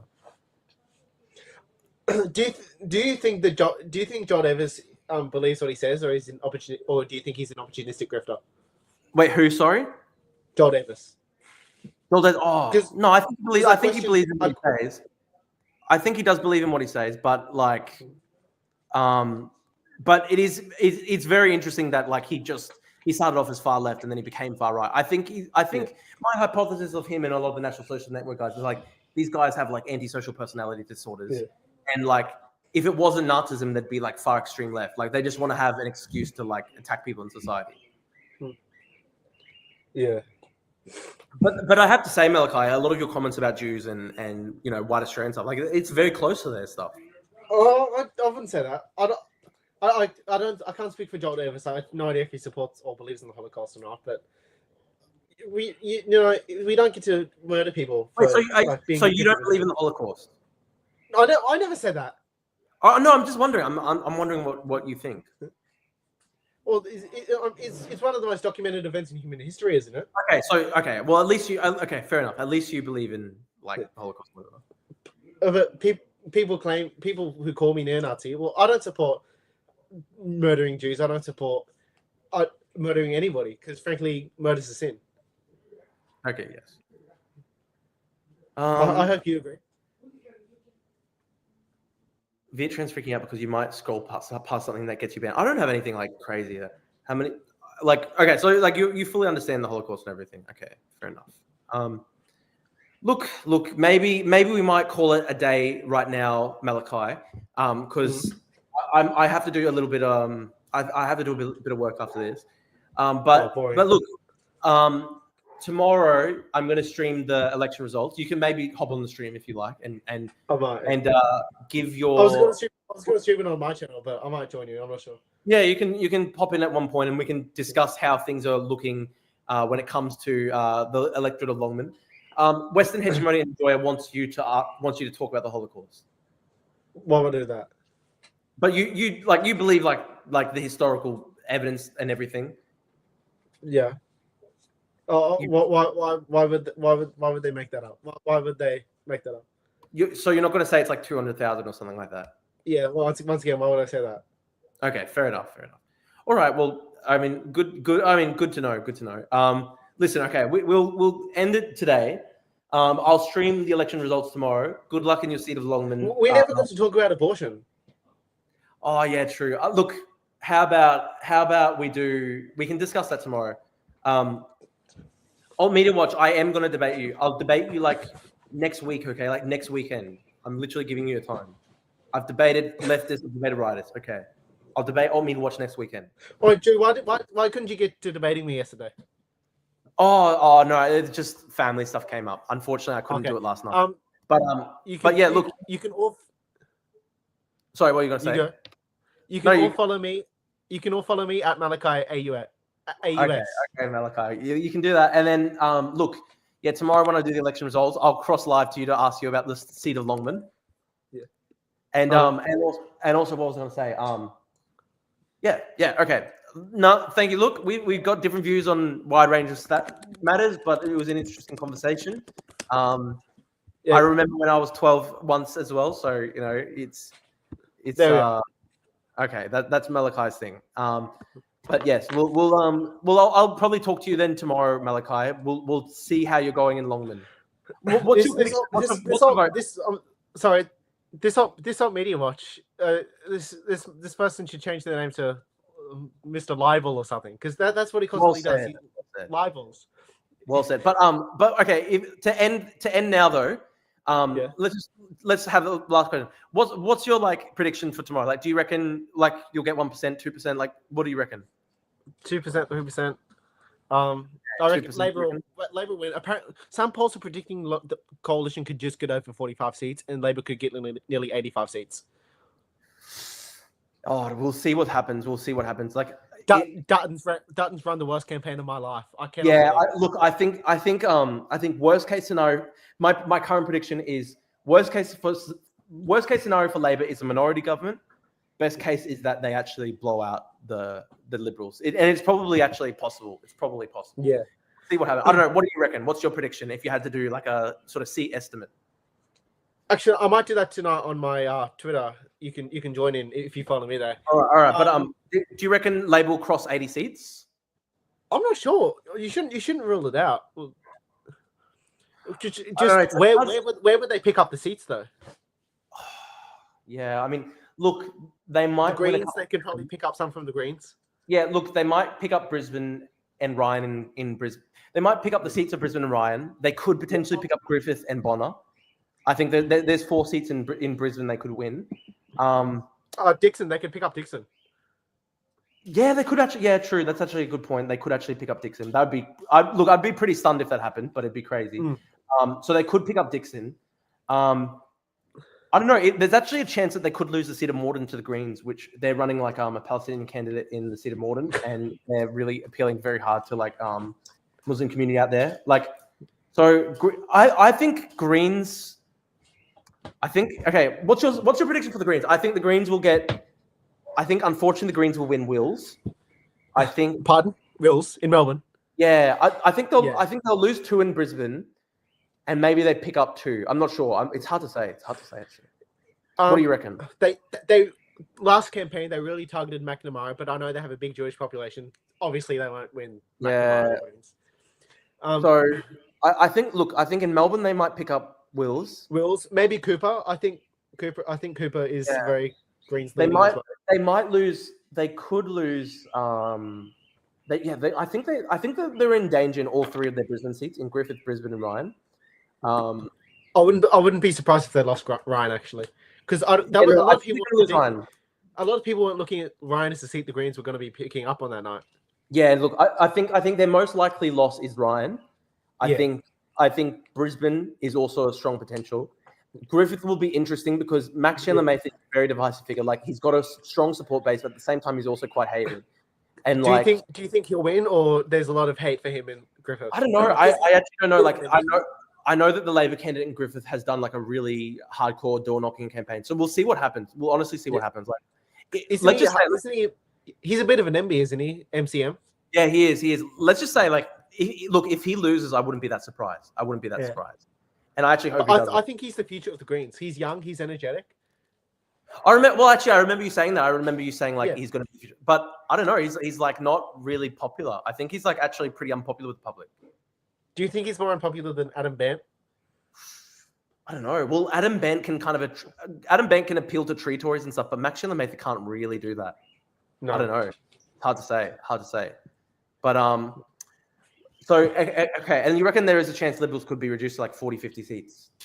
Yeah, because Dutton's just so unpopular. Everyone hates it. Yeah. What do you reckon about the Teals? What do you reckon about the Teals? What ones do you reckon they'll lose? What ones do you reckon they could pick up? Well, before the election campaign, I was thinking that most of the Teals would lose their seats. That probably only Zali Steggall and Monique Ryan would retain their seats. But I think for the most part, most of the Teals will probably retain their seats. They might make some gains. I think a couple of seats where the Teals are taking on the Nationals. That's true. It'll be very interesting to see. Like they could potentially lose Goldstein.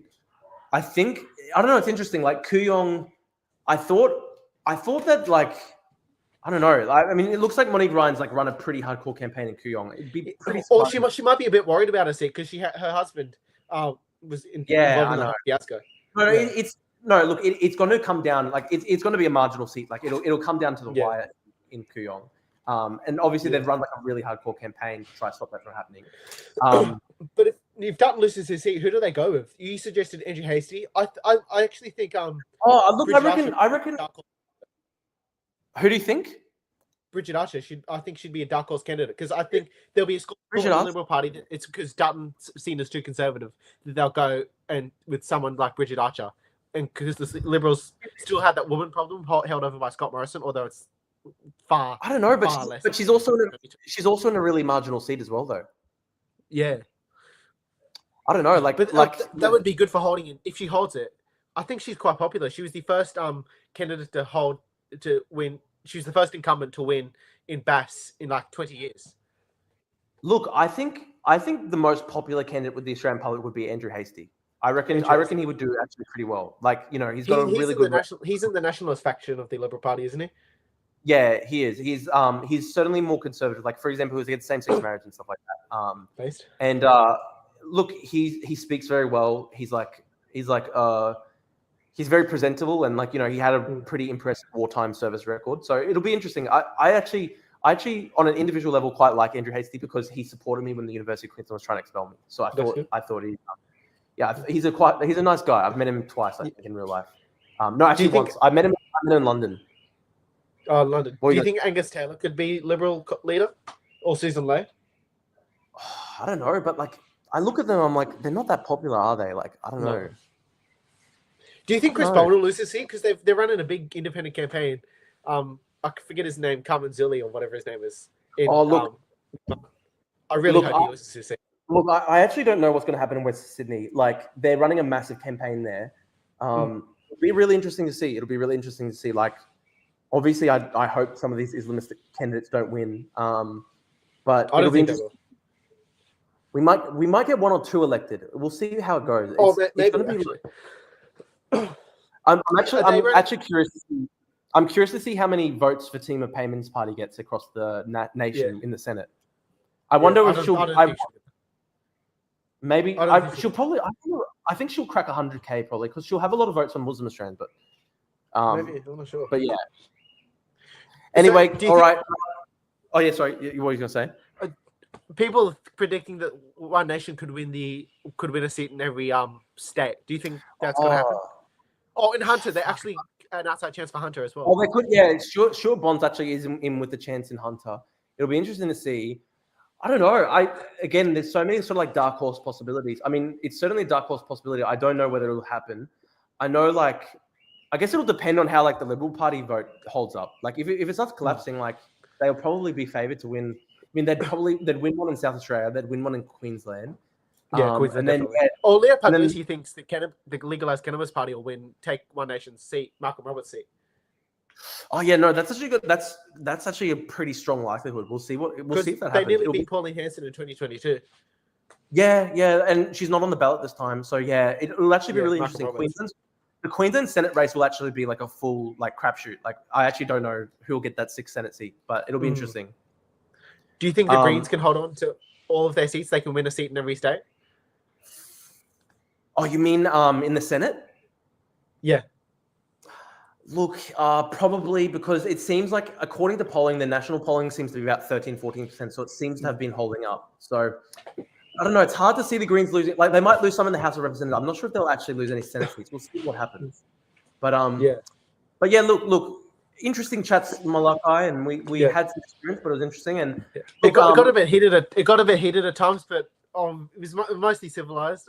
Mostly civilized, I'd say. And look, tomorrow when I've got the live stream for the debate, we can cross to you and we can discuss Longman. Yeah. What time are you starting the live stream? Maybe 7:00 p.m. Australian time. So we'll see. Yeah. Anyway. See. All right. Good chats. Goodbye, everybody. God bless you all. Goodbye. Follow me on Twitter at Malachi Oz. In fact, you should go into my Twitter and follow me there right now. Well said, Malachi. Okay. Thank you, everybody, for watching. God bless everyone. All right. Bye. God bless. Bye.